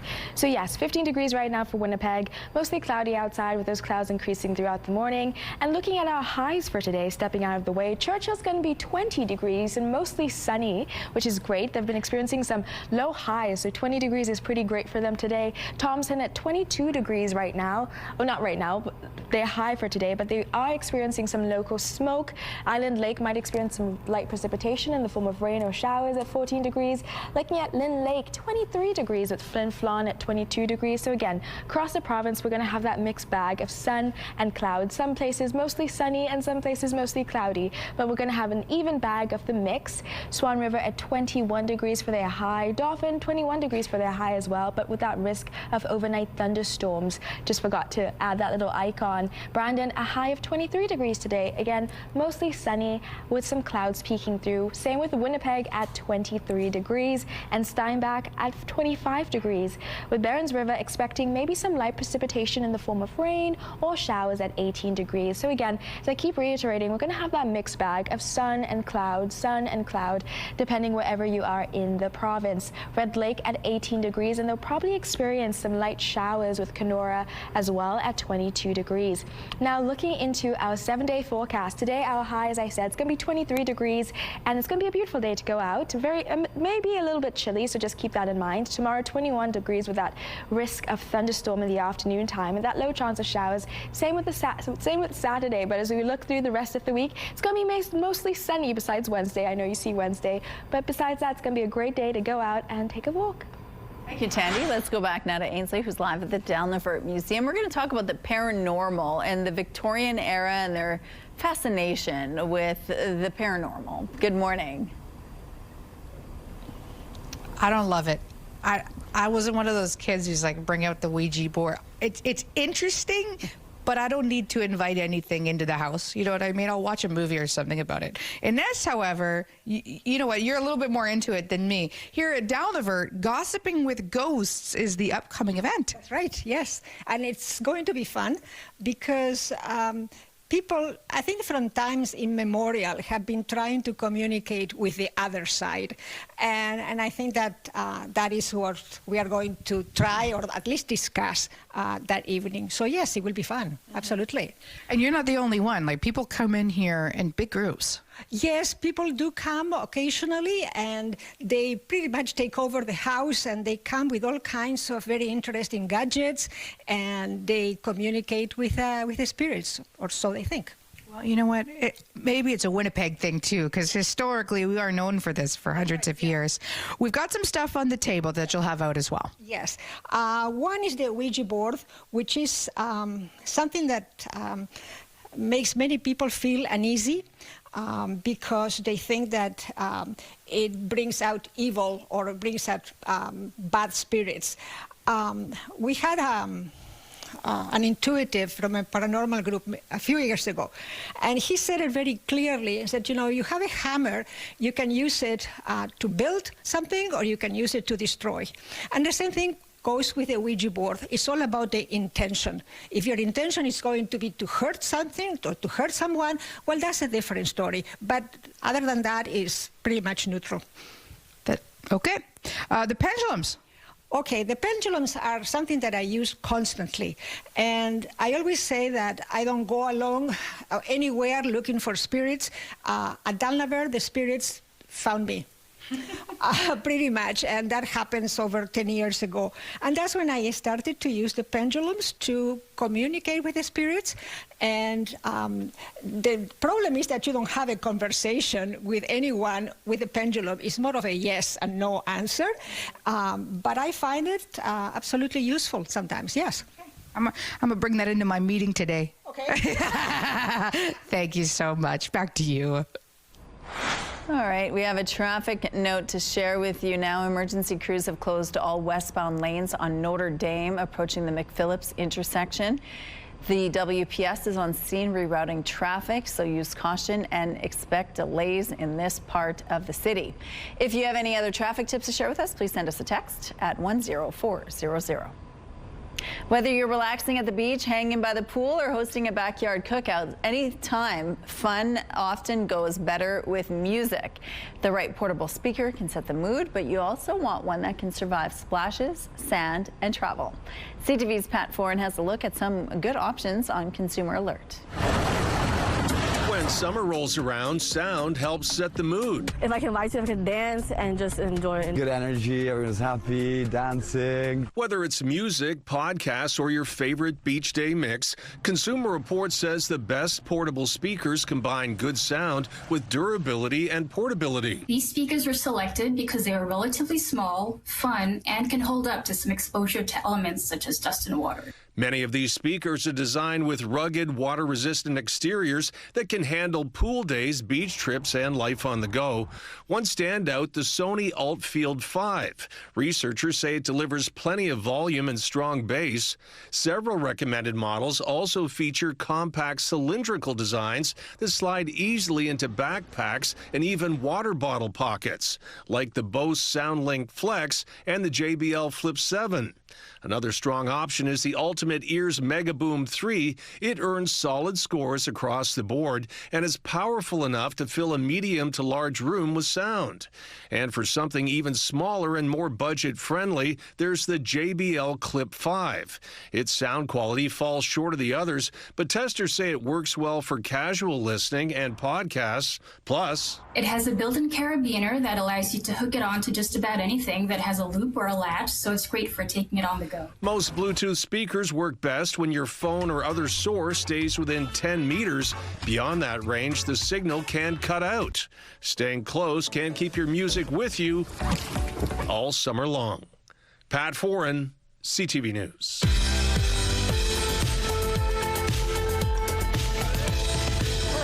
Celebrating a milestone today. Happy 7th birthday, Avery. Love Grandma, Grandpa, Uncle Devin, Max, and Alex. And a happy 8th birthday to Sadie. Love Mom, Dad, Izzy, and Bucky, who say they love you, your never-ending enthusiasm. To submit your milestone, visit our website, ctvnewswinnipeg.ca, and fill out the form at least 2 days in advance. Weather is brought to you by Blinds Are Beautiful. Our new Hunter Douglas showroom is at 900 Lorimer. So our high today is going to be 23 degrees. Our normal is usually about 25 degrees, so we're just 2 degrees shy from that. Last year we were at about 28.9 degrees, so quite a warm year we had last year, with the record being 29.8 degrees from 2006. Same with our lows, 14 degrees for today, 13 degrees is an average, so we're just 1 degree shy of that. Right now it's 15 degrees and mostly cloudy outside, winds are gusting west at 12 kilometers per hour. The pressure is rising and the humidity is sitting at 96%. So it's a mostly cloudy start to the day, especially here in downtown Winnipeg. Do want to note in Brandon and Churchill and Thompson and the Pod, they're experiencing some sunshine, more sunshine than we are currently here downtown Winnipeg. And across the province, that's just kind of the temperatures we're going to be feeling today, that mixed bag of cloud coverage, sunshine, and I will say right now, being outside on the rooftop, that cloud coverage is making it feel a little bit cooler here, so maybe just grab a light jacket or a light little warm sweater just in case, because you might feel the chill when you're walking down. But I will say that cloud coverage will decrease throughout the day, with the sun peeking through more by the evening time. It'll be mostly partly cloudy skies, so it's going to be a great day to go out to take a walk, but grab that light jacket just in case.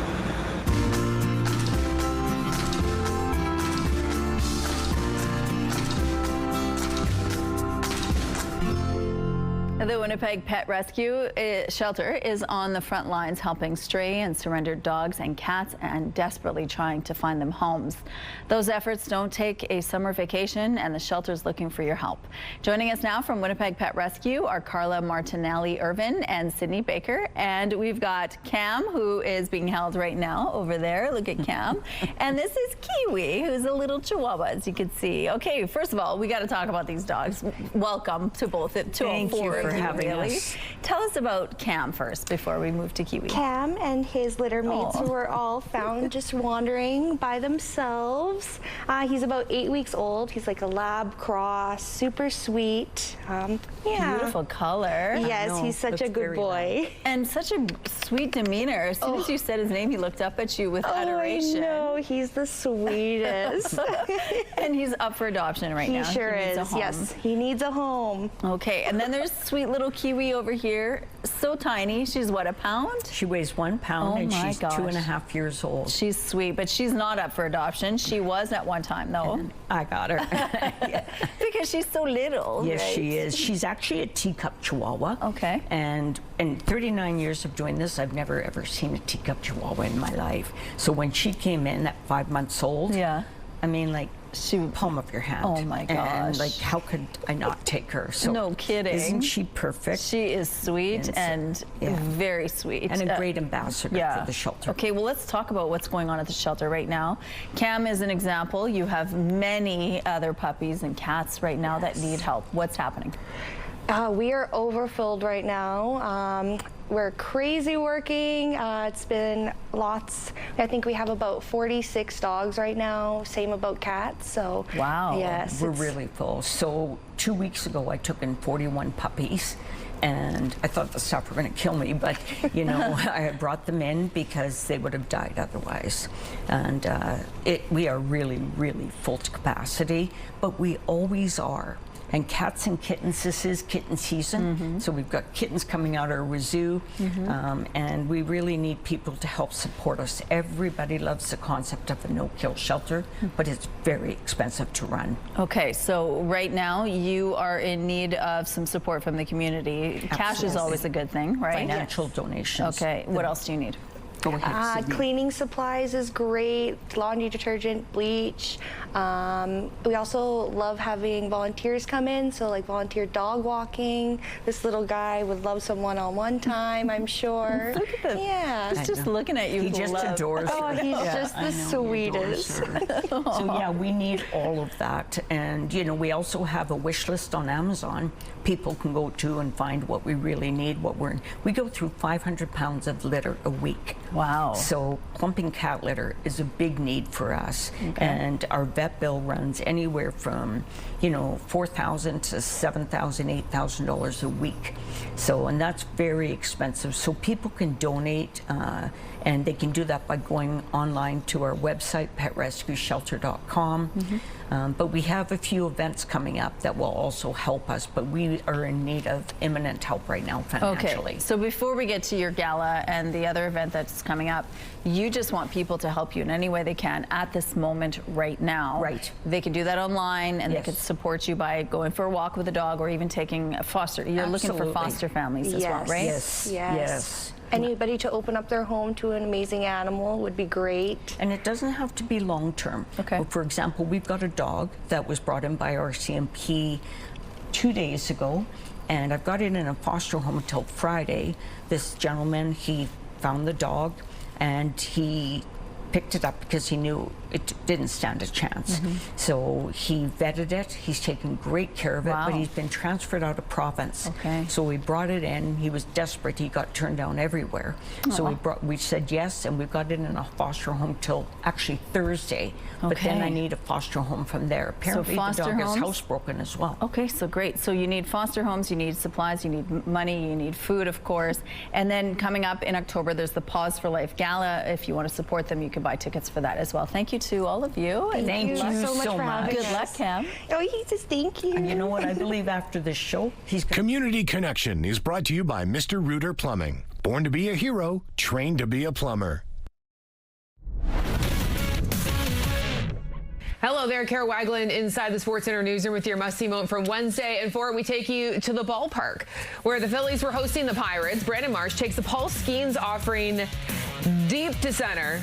Jake Mangum in pursuit comes up with a great catch at the wall, keeping Philly off the board, bailing out his ace as he earns your must-see moment from Wednesday. And come today, we've got a whole lot more FIFA World Cup action for you for round of 32. Spain taking on Austria. That gets underway at 2 p.m. Eastern from the TSN Network. That's all for now from the SportsCenter newsroom. Have a great day.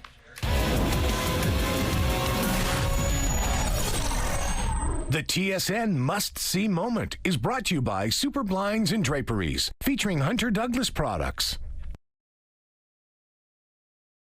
Thursday, July 2nd, water emergency. Major overland flooding is causing huge travel disruptions, displacing hospital patients and leaving residents of some communities out of their homes. Some prepared and ready to eat foods and snacks may taste a bit better today as the province now exempts them from sales tax. And yodeling may not be the last word in cool, but that doesn't mean these Swiss yodelers can't keep their cool as a heat wave disrupts their practice sessions for a national competition. Your Morning Winnipeg starts right now.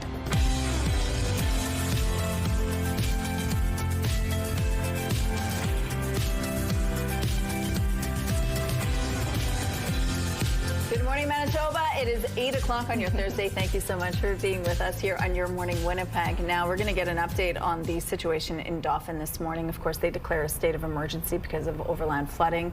And so we're going to have the mayor join us at 8:15 to give us the latest on the ground, what's happening there today, and what people can expect if they need some support, if they need some help, or even just if they have someone in the healthcare center, what they need to know about that as well, and their appointments that are coming up. But overall, that area might be getting more precipitation, which is not what they need right now. No, it's definitely not what they need right now, but there is that chance. According to Environment Canada, overnight there is a risk of a thunderstorm and a 60% chance of some showers or light rain.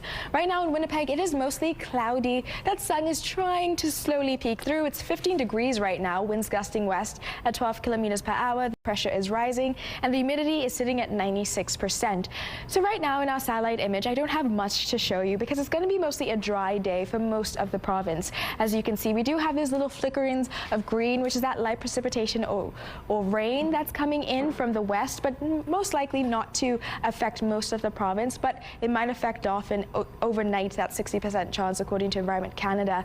And looking at our futurecast right now, as you can see, we do have a low pressure system here that's forming in eastern Ontario that's likely to taper into parts of the province. Island Lake might receive some light precipitation or some rain in the form of showers, as well as some parts of the province over here. So Same with Winnipeg as well. Tomorrow we do have that low chance of showers in the early morning time, so that's something to just keep of note.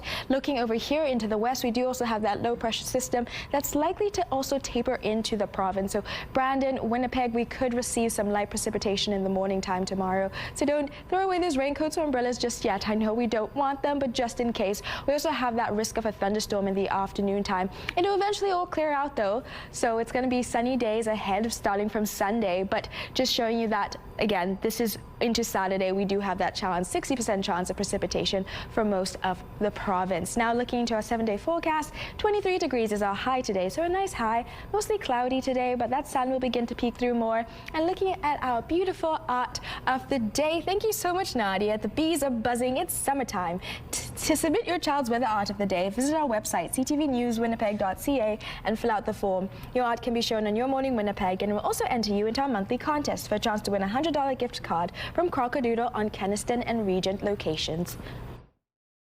The weather art of the day is brought to you by Crocodile Paint Your Own Pottery, now open on Regent and Keniston. Western Manitoba is once again experiencing major overland flooding. Take a look at this. These photos were posted by the Mounties in the Dauphin area on Wednesday. As you can see, significant overland flooding has taken over the city of Dauphin, prompting a state of emergency. Manitoba Premier Wab Kinew held an unscheduled press conference the same day, addressing the Parkland region's overland flooding, urging area residents to stay off all roads. We continue to see a lot of road failures and other impacts on infrastructure in the region, in areas even where the water may have moved on from its peak. And so we're seeing delayed impact in terms of some of these roads, which can look passable at one moment and then all of a sudden be impassable and put people in great danger. The Dauphin Regional Health Center is closed until further notice due to flooding, and all 58 patients will be transported to Brandon and other areas. Officials are notifying the family members. However, if you'd like to know sooner as to where your loved one is being transported, you can call HealthLink's patient information line with the number on your screen there. In addition, Swan River issued a partial mandatory evacuation order for certain areas. Full details are available on our website, ctvnewswinnipeg.ca. A bit of a tax break for Manitobans is now in effect. The province is cutting the sales tax on some store-bought food. Most food purchased at grocery and convenience stores throughout the province is already tax exempt. But as of July the 1st, there's no longer a 7% PST charge on things like chips and baked goods and rotisserie chickens. The government says the average family could save about $100 a year. The provincial sales tax, however, will still apply at bakeries, bars, and restaurants. Alberta Premier Danielle Smith is expected to give details today on her government's proposed million-barrel-a-day oil pipeline project. This comes after Premier Smith and Prime Minister Mark Carney signed an agreement on the project last fall, paving the way for bitumen pipeline to the west coast. Alberta had imposed a deadline of July the 1st to submit its proposal for the pipeline to the Federal Major Projects Office. The province has said it aims to have shovels in the ground in September 2027, with pipeline startup in the mid-2030s. But without private funding, Alberta's government would likely opt to kickstart the project using taxpayer money. The best place to practice for Switzerland's National Yodeling Festival is in a water fountain.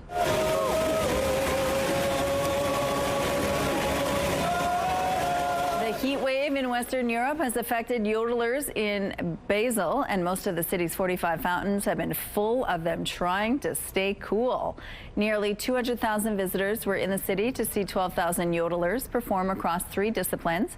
All of them were dealing with 39-degree temperatures. Here's a look at what's happening now in Notre Dame Avenue. You could see that there are police vehicles there controlling the area. Traffic alert is showing us that emergency crews have closed the westbound left and middle lanes of Notre Dame approaching the McPhillips intersection. Only the curb lane is open for traffic, so use caution and expect delays in that part of the city. If you have any other traffic tips, please send us a text to let us know. Traffic is brought to you by Curtis Carpets, Manitoba's flooring experts. Let's go back now to Ainsley, who's live at the Down the Vert Museum. Hi, Ainsley. Hi. A lot of people don't know this, but the Dalnevert has a specific smell. You got to come here to check it out. You can't just watch the show and know that. They've got lots of activities, events, a brand new exhibition that we want to share with you. But first, this segment is all about senses and the paranormal as well. Samantha Machado joins us now to tell us all about it. So people have actually smelled different things and in a paranormal way. Allegedly. Yeah, so of course, there's been lots of people experiencing different smells throughout the house in ways that wouldn't naturally occur in the museum. So we don't cook in here, we don't allow food or drink, but people smell things like bread baking. They'll smell sometimes cigar or cigarette smoke. We don't have smoking in the museum. Sometimes you'll have people smell perfume when there's no visitors wearing perfume around. It's all sorts of apparently supernatural occurrences where people are smelling things that aren't actually physically there. And the original owners wouldn't have smoked either. No, there wouldn't have been smoke in the house at the time. So don't really know which ghosts are doing the smoking, but... Those pesky ghosts. Okay, there are some other odd occurrences, particularly in this room. Yeah, so the kitchen is one of the more active spaces in the house. So this stove over here, one day apparently the door here was just found open. It had opened on its own.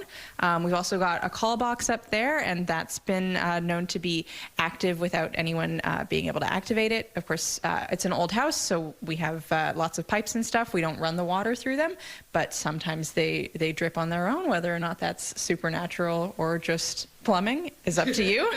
Is it a soggy house or is it a haunted soggy house? You be the judge. Are there any other neat stories? There are lots of neat stories, and if you want to hear more about them, we're doing Haunted History Ghost Tours with Matthew Comas, who is the author of Haunted Winnipeg and Haunted Manitoba. He's a local expert on all sorts of spooky happenings, and so these tours take you throughout all 4 floors of the house. We normally bill it as 3 floors, but that tour involves going down to the basement, which is another very active area for paranormal activity, apparently, and you can hear all about all the sorts of ghost happenings that have allegedly happened at the house. Well, it's a haunted, soggy, and haunted house. But I can assure you, it's fun. It is. I have a link on our website for more. Thank you, Ainsley. It definitely has a distinct smell. I love it there. Thank you. In and out in 3 minutes. That's how long it took thieves to steal a trailer and an off-road vehicle parked on a street in St. Adolphe. As CTV's Jeff Keel shows you now, the brazen crime was caught on the owner's doorbell camera. In just 3 minutes, thieves dragged this trailer and off-road vehicle away in the middle of the night in St. Adolphe. Too easy. They knew what they were going to do. The trailer and side-by-side, which is like a modern-day dune buggy, were parked here behind Paul Balaka's work truck. Late Sunday morning, Balaka was returning home from St. Malo. When he came around the corner towards his house, he knew right away something was wrong. And it's like, holy smokes, I don't see the machine. So we got closer, and then it's like, yeah, it's gone. So he started investigating. He checked his doorbell camera footage. Here you can see 2 trucks pull up around 4 a.m. One driver backs a truck up near the trailer and ties a rope to it. He then pulls the entire trailer off the block it was resting on, making just enough room for the other driver to back in and hook the trailer to his truck hitch, and then they're off. Doesn't look that easy until you see it. And it is. One truck pulled it out of the way, the other truck backed in. They were both noisy. One was a diesel truck. The other one dragged it, so it was making a lot of noise. Balaka says despite that noise, no one heard a thing. The St. Adolphe homeowner says he is relieved they didn't take his boat too. Still, with cameras everywhere these days, he can't believe how brazen the thieves were. Pissed. A lot of money and effort put into the machine. You know, my kid, her and I, it was our thing. And where we live, I mean, you just drive right out of the garage and go. The RCMP say they are investigating. Jeff Keel, CTV News, St. Adolphe. Mostly cloudy outside, 15 degrees right now in Winnipeg, but yes, mostly cloudy start to the morning. Looking through our Live Eye, the CTV Live Eye is brought to you by Bath Fitter, your bath and shower experts for more than 40 years. So yes, 15 degrees right now is currently what we're experiencing with that cloud coverage, which is going to increase throughout the morning, but decrease in the later part of the afternoon. Looking at our current temperatures across the province, Brandon's also at 15 degrees, with Portage at 16 degrees, Gimli 16 degrees as well in the Dauphin area, Victoria 15 degrees. Going up into Island Lake, there are 10 degrees, and Thompson 10 degrees. So everywhere it's gone up at least by 1 degree. Then Lake at 10 degrees as well, as same as Churchill at 10 degrees. Now, looking through our satellite image, as I said earlier, there's not much to show you for today. We're going to be experiencing mostly dry conditions with that mix of sun and cloud. Some areas might receive some very light precipitation coming in from the west, but again, it's going to be very light. There is that chance overnight for some areas to receive quite significant rain or that risk of thunderstorm. But looking into Winnipeg for today, it's going to be 15 degrees by 8 a.m., which it is right now, 22 degrees by the afternoon time, 23 degrees by later on in the early evening, which is our high for today. So 23 degrees with winds gusting northwest at 20 kilometers per hour. And looking at our 7-day forecast again, tomorrow we do have that risk of a thunderstorm in the evening, in the late afternoon time. Low risk, but just something to keep aware of. And we're taking a break right now, but we'll be back with more CTV Your Morning Winnipeg.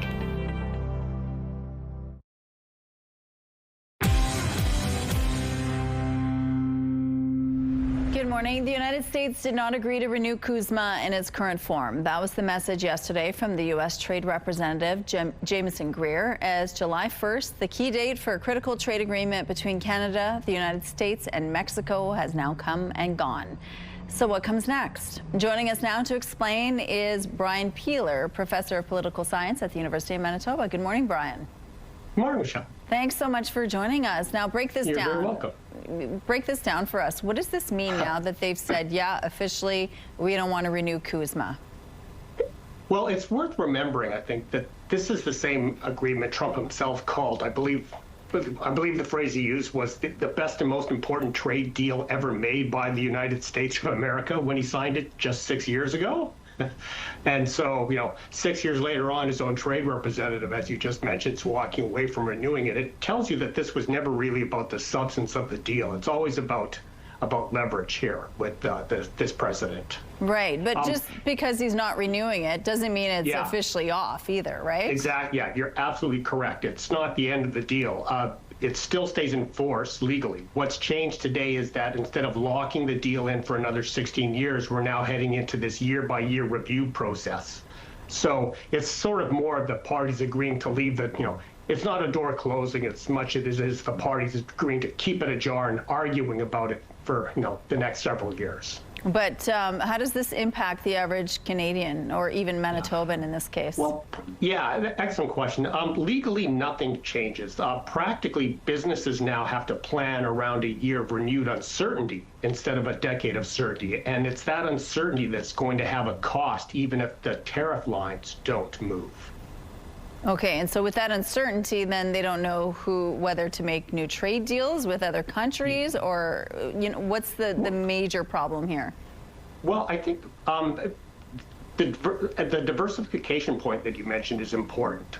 It's going to accelerate. This process is already underway, but I think it's going to accelerate this. The Prime Minister has been pushing trade diversification with the EU, Indo-Pacific partners, and today's news is just another argument for not putting all our eggs in one basket when it comes to trade, even if the United States still remains the dominant partner, our dominant trade partner for the foreseeable future. What do you think is the sticking point here? Why don't they want to sign a new deal? Yeah, it's the usual sticking points. The most important thing for the United States at the moment is the trade deficit. The United States felt that the deal hadn't adequately lowered the U.S. trade deficit with either Canada or Mexico. And then we have the usual sticking points that are, always happen with Canada-U.S. trade. U.S. automakers want tariff-free auto trade restored. They're arguing that the current tariffs put them at a disadvantage versus Japanese and Korean manufacturers with looser rules of origin. There's also concern over Chinese investment flowing into North America via the agreement, and transshipments and offshoring loopholes. And these are being increasingly framed not as trade issues with Canada as they're being framed as security issues. But these became an issue because of the tariffs in the first place, didn't they? Yeah, I mean, again, that's what makes this moment a bit rich, right? The deal is treated as inadequate today is the one that Trump spent 2018 to 2020 selling as historic trade agreement. It's his political calculus that has changed. Deficits, auto, dairy, these complaints existed in some form back then too. Okay, so then could there be a benefit to Canada in the long run as a result of this? Again, like I said, it's whatever.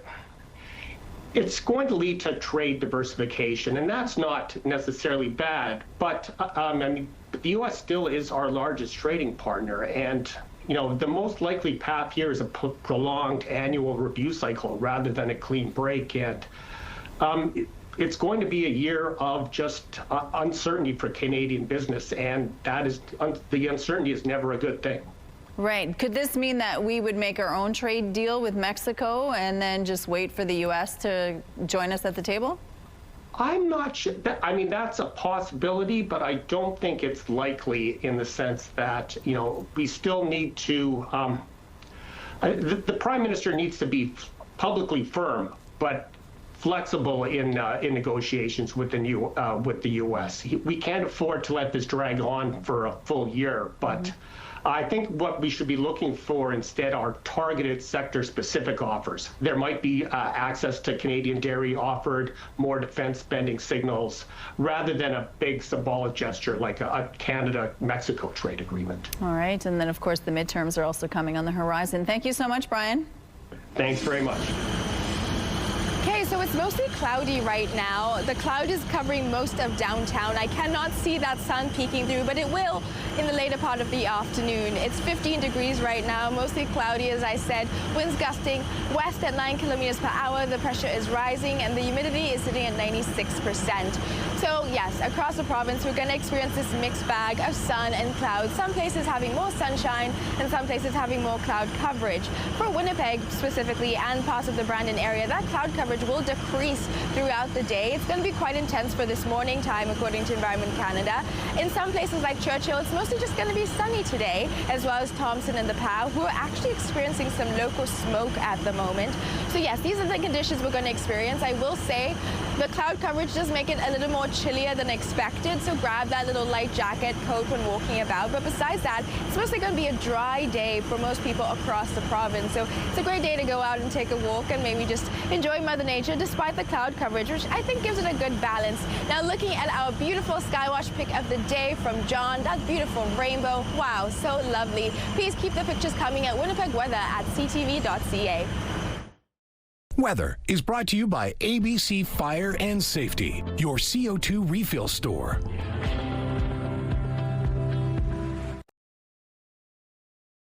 Widespread flooding has led to states of emergency for several communities, including Boissevain, Swan River, and the city of Dauphin. Swan River issued evacuation orders to certain parts of the town yesterday, and the city of Dauphin is also seeing flooding after 115 millimeters of rain have fallen since Sunday. Joining us now from the city of Dauphin is Mayor David Boziak. Good morning, Mr. Mayor. Good morning. How are you doing? I'm well. Thank you so much for being with us this morning. Describe to us what is now happening in the city of Dauphin. Well, I think the worst is over in terms of water. There was significant concern yesterday morning and during the evening, Tuesday night into Wednesday morning. The Vermilion River breached, and it did so in a couple of places that we haven't seen in many, many years. And so most of the downtown area along the railway line was under significant water. There was water, up to the door at City Hall. And then our northeast end of the community is probably the most affected area. It's the low spot in the community. So there are still people dealing with sewer backups, water seepage into basements. Our sewer system was inundated and overwhelmed. And so we're still hoping that people will reduce water use and continue with the cleanup. But it looks like we're on the back end of this and more cleanup now than anything else. Well, that is certainly good news. We're looking at images right now of streets filled with water. Has that water receded now? Yes, it has. And I did a little tour around the city this morning, and where I was afraid to go through the road yesterday with 6 or 7 inches of water completely over the road. It's all dry now. there is still water leaving the city, and it's all heading out to Lake Dauphin, where that will likely be the next concern for our area.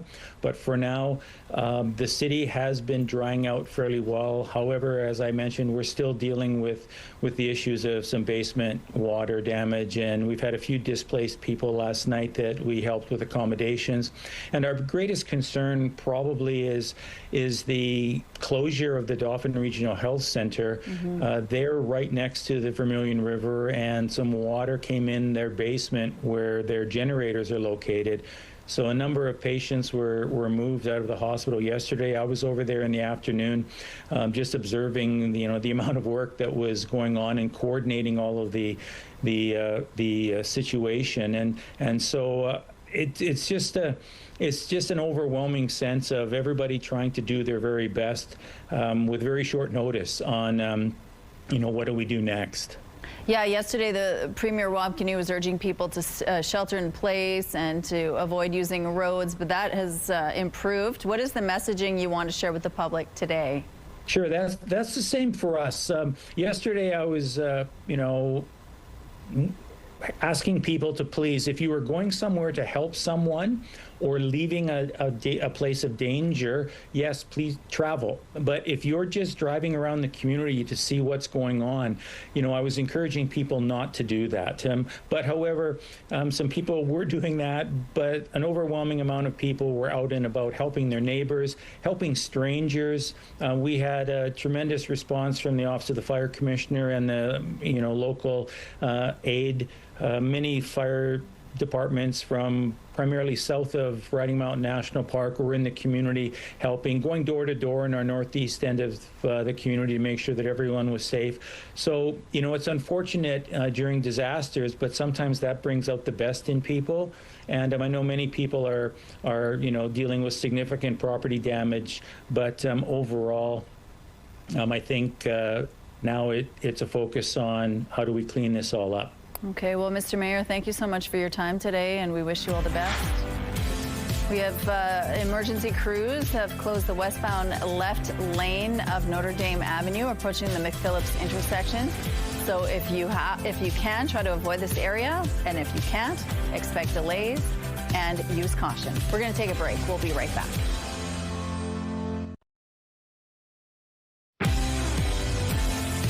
Mostly cloudy outside right now, quite intense clouds, 15 degrees currently, winds gusting west at 9 kilometers per hour. The pressure is rising and the humidity is sitting at 96%.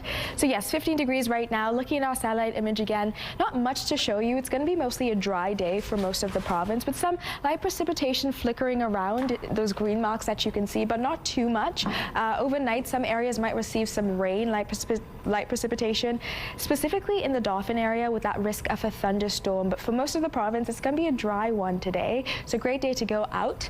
23 degrees is going to be our high, winds gusting northwest at 20 kilometers per hour. These clouds have been increasing throughout the morning time and will continue to increase and decrease later on in the afternoon. So it's going to be a mix of sun and cloud, mostly sunny later on in the afternoon, and closer into the evening time, it'll be partly cloudy.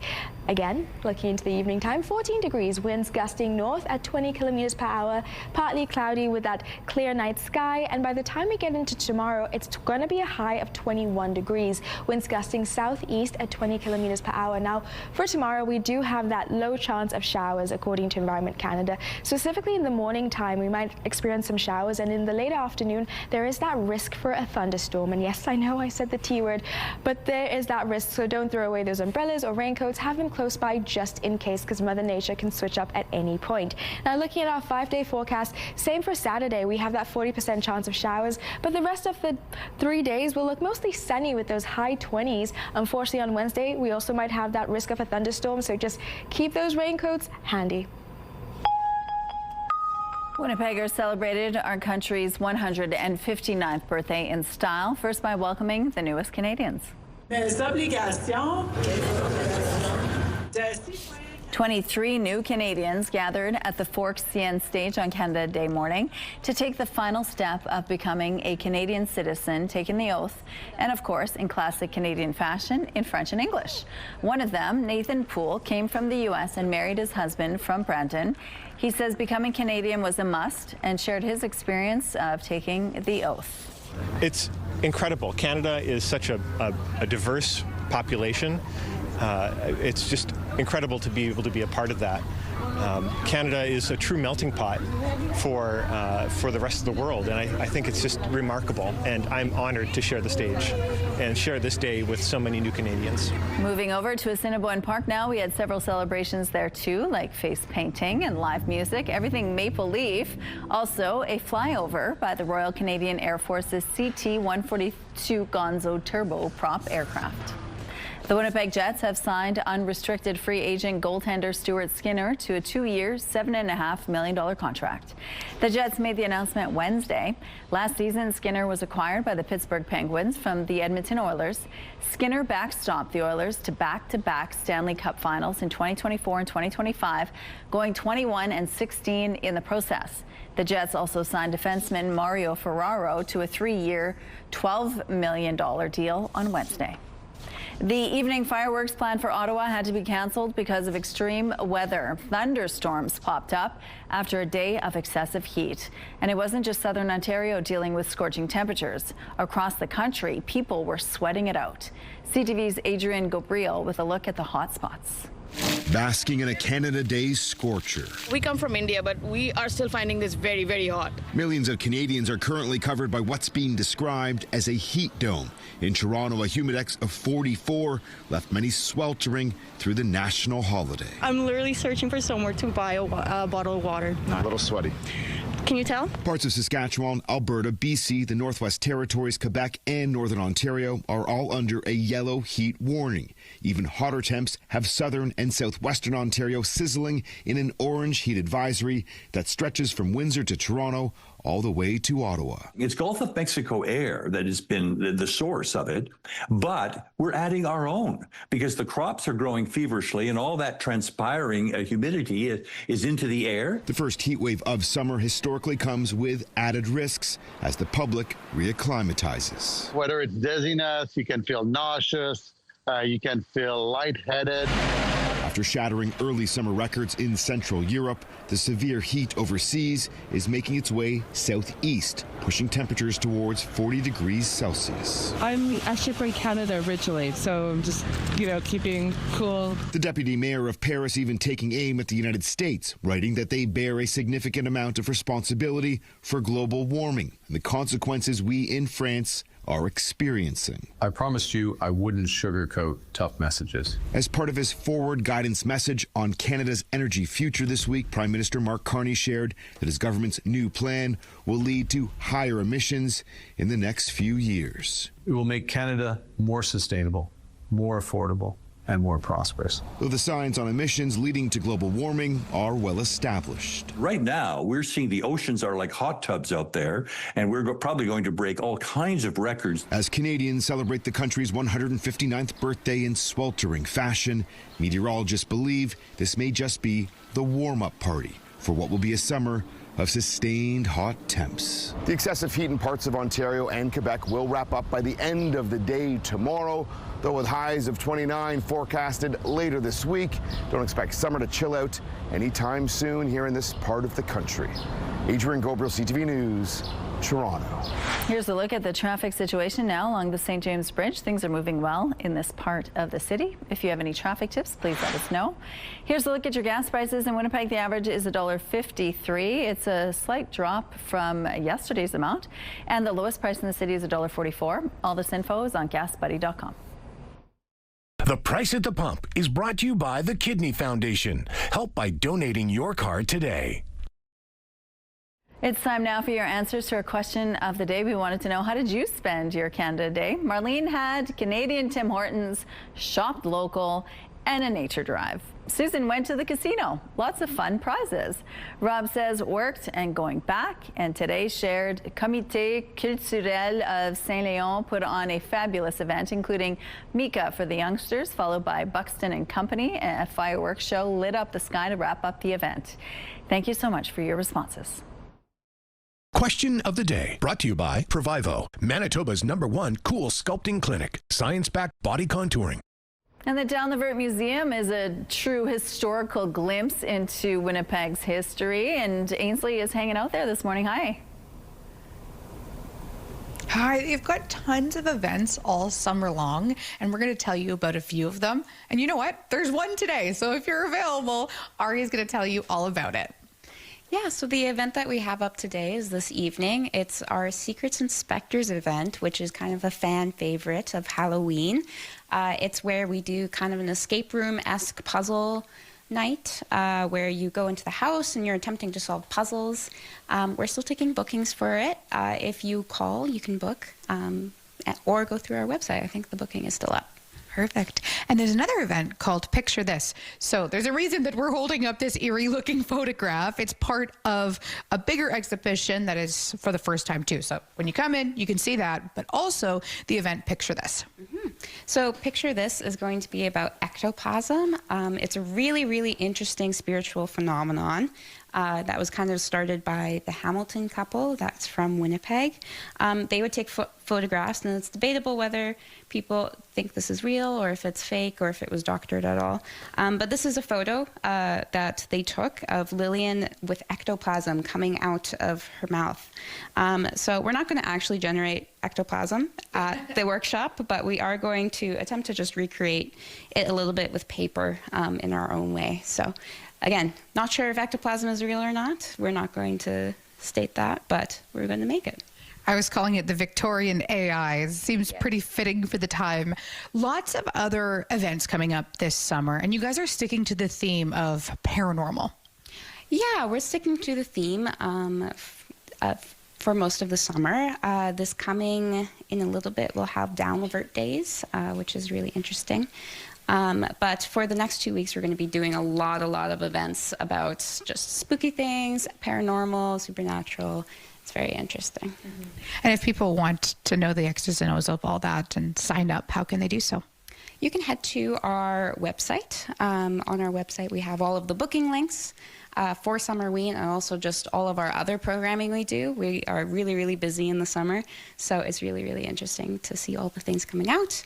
You can also follow us on social media at Down the Vert Museum, or we often have brochures, and you can also come to the museum itself. Thank you so much. Have a great day, everybody. All right. Thank you, Ainsley. Let's go out to the rooftop now where Tandy Vera is this morning. How's it feeling out there? It's mostly cloudy, but honestly, it feels nice. I like how it feels right now. There's a bit of a chill to the clouds, unfortunately, but it's a nice chill. It's a good chill to go out for a walk or for a run. This would be the perfect weather for it. It's 15 degrees currently, winds gusting west at 9 kilometers per hour. The pressure is rising, and the humidity is sitting at 96%. So yeah, it's really cloudy, especially here in downtown Winnipeg. We were warned by Environment Canada that those clouds would increase throughout the morning, but they will decrease later on in the afternoon into the evening time. So that sunshine will begin to peek through. Different parts of the province are actually experiencing so much sunshine right now, especially in Churchill and parts of Thompson, as well as even parts in Brandon. And that'll be us soon for Winnipeg later on in the afternoon. But I gotta say, right now, I think it's a great time to go out and take a walk because it's not too cold, but it's also not too hot. It's the right in between for that little morning stroll. So if you're thinking about doing that, that'd be a great time to do so right now. I do want to say tomorrow we do have that risk of early morning showers, so make sure you have that raincoat if you leave pretty early in the morning tomorrow, or that umbrella just in case. But besides that, today it's going to be mostly a dry day across the province. And now we're taking a break right now, so we'll be back with more CTV Your Morning Winnipeg. Weather is brought to you by Canadian Footwear, helping you find the perfect fit.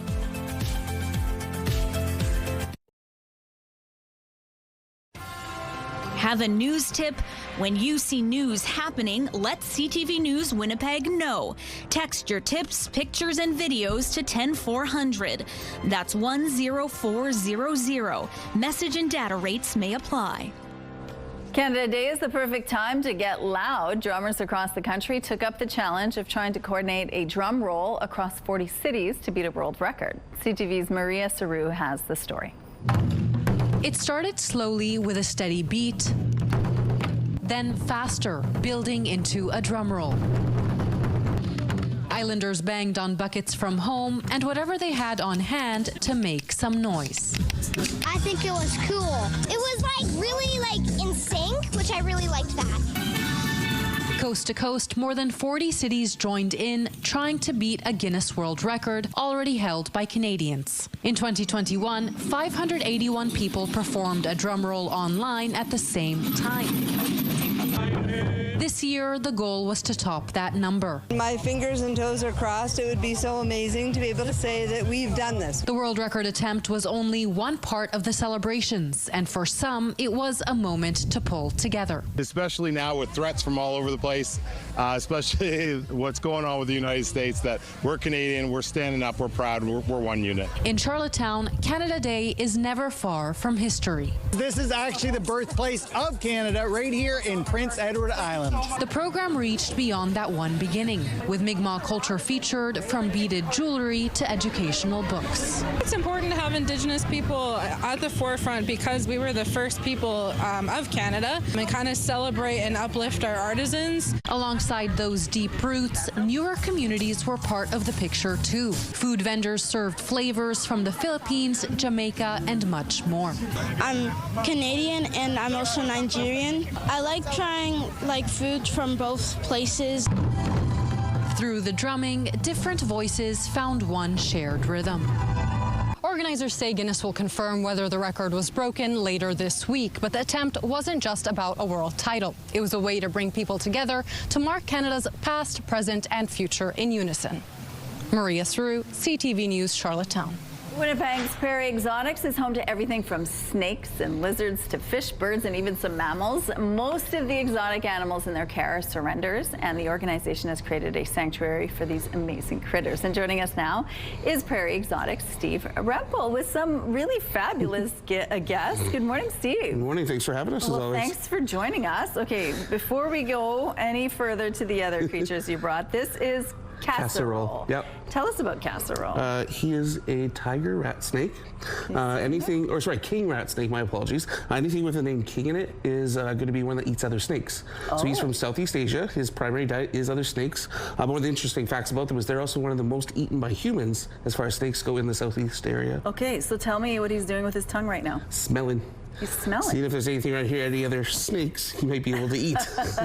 Wow. Okay, and his color is really unique. Tell me a little bit about where he's from. And he's from Southeast Asia, and his pattern really helps him. So you'll see it starts banded and yellow here at the top, and then as it moves down, it goes into more spots, which is a little more advertising. So when they get a predator coming after them, they'll sort of shake their tail around to distract them with their back end versus having their front end get hit.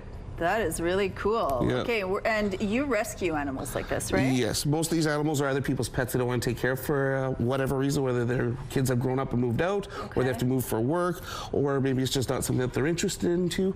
We give people an option where we can take care of them, and then use them mainly for educating people on how to take care of them, and what makes some of these really awesome pets, and some that might not be such a great pet as well. Would this be considered a great pet? Yep. Okay. Yeah, very easy. And easy to take care of? Very, yeah. Okay. What do we have here? That's corn dog. Corn dog is a Schneider skink from South Africa. Okay. Doesn't get a whole lot bigger. Not overly interesting because they spend a lot of time hiding under the sand, so you're not going to see them very much, but they are quite cute. And again, their colors are really unique, right? Yeah, he's pretty cool. And tell us a little bit about what he eats. And they are mainly an insectivore, so bugs. Okay. You're going to have them in an enclosure about half the size of this table, a bunch of sand for them to hide under, a few pieces of cork bark like this they can crawl under if they need to, and then you feed them bugs every day, a little bit of heat and light, and that's about it. Okay, and you're holding a snake right now. Yeah. Very active, it seems, compared is a bit to more. Casserole here. Yeah, this is Daisy. Daisy. So what's Daisy's story? She's actually a sand boa, so a boa constrictor. When people think boa constrictor, they often think really big snakes, because that's what a lot of the South American ones are. are. She's from Africa, though. She's a Kenyan sand boa. So again, she's like the Schneider snake, where she's hiding underneath the sand all the time. Yeah. So not a very exciting pet because you're not going to see her. But if you want something that's small and easy to take care of, they're not bad. She only eats one mouse every week or two. Other than that, her enclosure is actually fairly small, just filled with sand, and that's about it. And she's just easy going. Yep. She's just really active right now. What do you think she is? She's a newer surrender to us, so I don't think her previous owners handled her as much. Okay. They'd used her for breeding projects with her boyfriend. But once they were done with her, they needed to find a new home, and she's quite a lovely specimen. And we can talk about the boa constrictor stuff, which also includes the fact that she has live babies. So unlike casserole here, that if it was a girl would lay eggs, these guys have live babies like our garter snakes. Huh. Okay, now we've got the turtle and that guy becoming friends. They give you kisses. What's happening with this turtle? This one is Hamburger, another surrender. Was not taken care of properly, unfortunately. Not the proper lights, not the proper heat or diet. So her shell didn't develop properly. So it's not quite big enough for her body. Normally they can, the reason they're called a box turtle is they'll pull their head and legs in. And they've got a hinge right here, you can see. Okay. And they can actually close their shell. So most turtles, they just pull their head in, right? And use their feet. But you can close it. Still so we can see the bottom there. There it is. Yeah, see if I get it. You can kind of see how, but she's just a little too chubby to fit in there, and it's not quite big enough. Okay, yeah. we're out of time. Okay, honestly. No worries. What's this guy's name, so we know? This is Relish, Egyptian Euromastix, so completely a herbivore. Very cool tail. Yeah. Thank you, Steve. Thanks, always good to see you, and always good to see your animals too. Thanks for having us. Wow, super cool. It's 15 degrees 8 a.m. right now. Past 8 a.m. close to it, 22 degrees by the time we get to 2 p.m.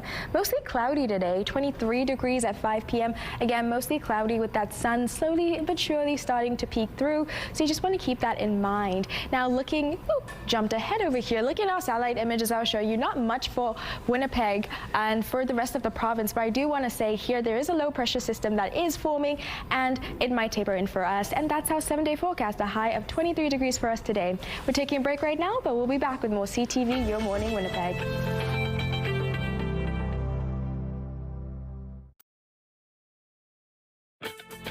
Rooftop arrangements provided by Lacoste Garden Center. Salon services provided by Essentique Spa Salon. Well, before we say goodbye this morning, we're going to show you some fun video. We kick things off with a confident kid who thinks he can keep up with his dad. This way. Keep going. We gotta do 1 mile. 1 mile? Keep going. I'm gonna get you. Are you getting tired? You can do it. I'm not getting tired. Noah is a runner and wanted to pass on his passion to his son. This is their first day of attempting to run a mile together. After some sprints and some jokes, they stopped after 0.2 miles. As they say, slow and steady wins the race. A few planks and a few stretches after that. Now to a kid who has main character energy.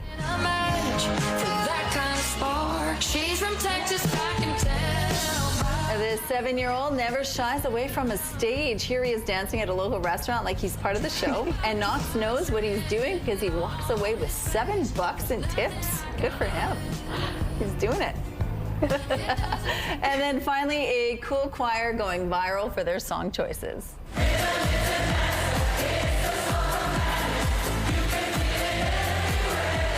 That's the Dawson Chorus, a 90-member choir in Dublin belting out the 90s hit song Rhythm is a Dancer by the group Snap. Look at them. That's so much fun. It's absolutely fun. You want to sing along with them because we all know the words, right? Why not? That's beautiful. It's a different way to hear that song. That's indeed. Yep, go out. That does it for us today. We'll see you tomorrow.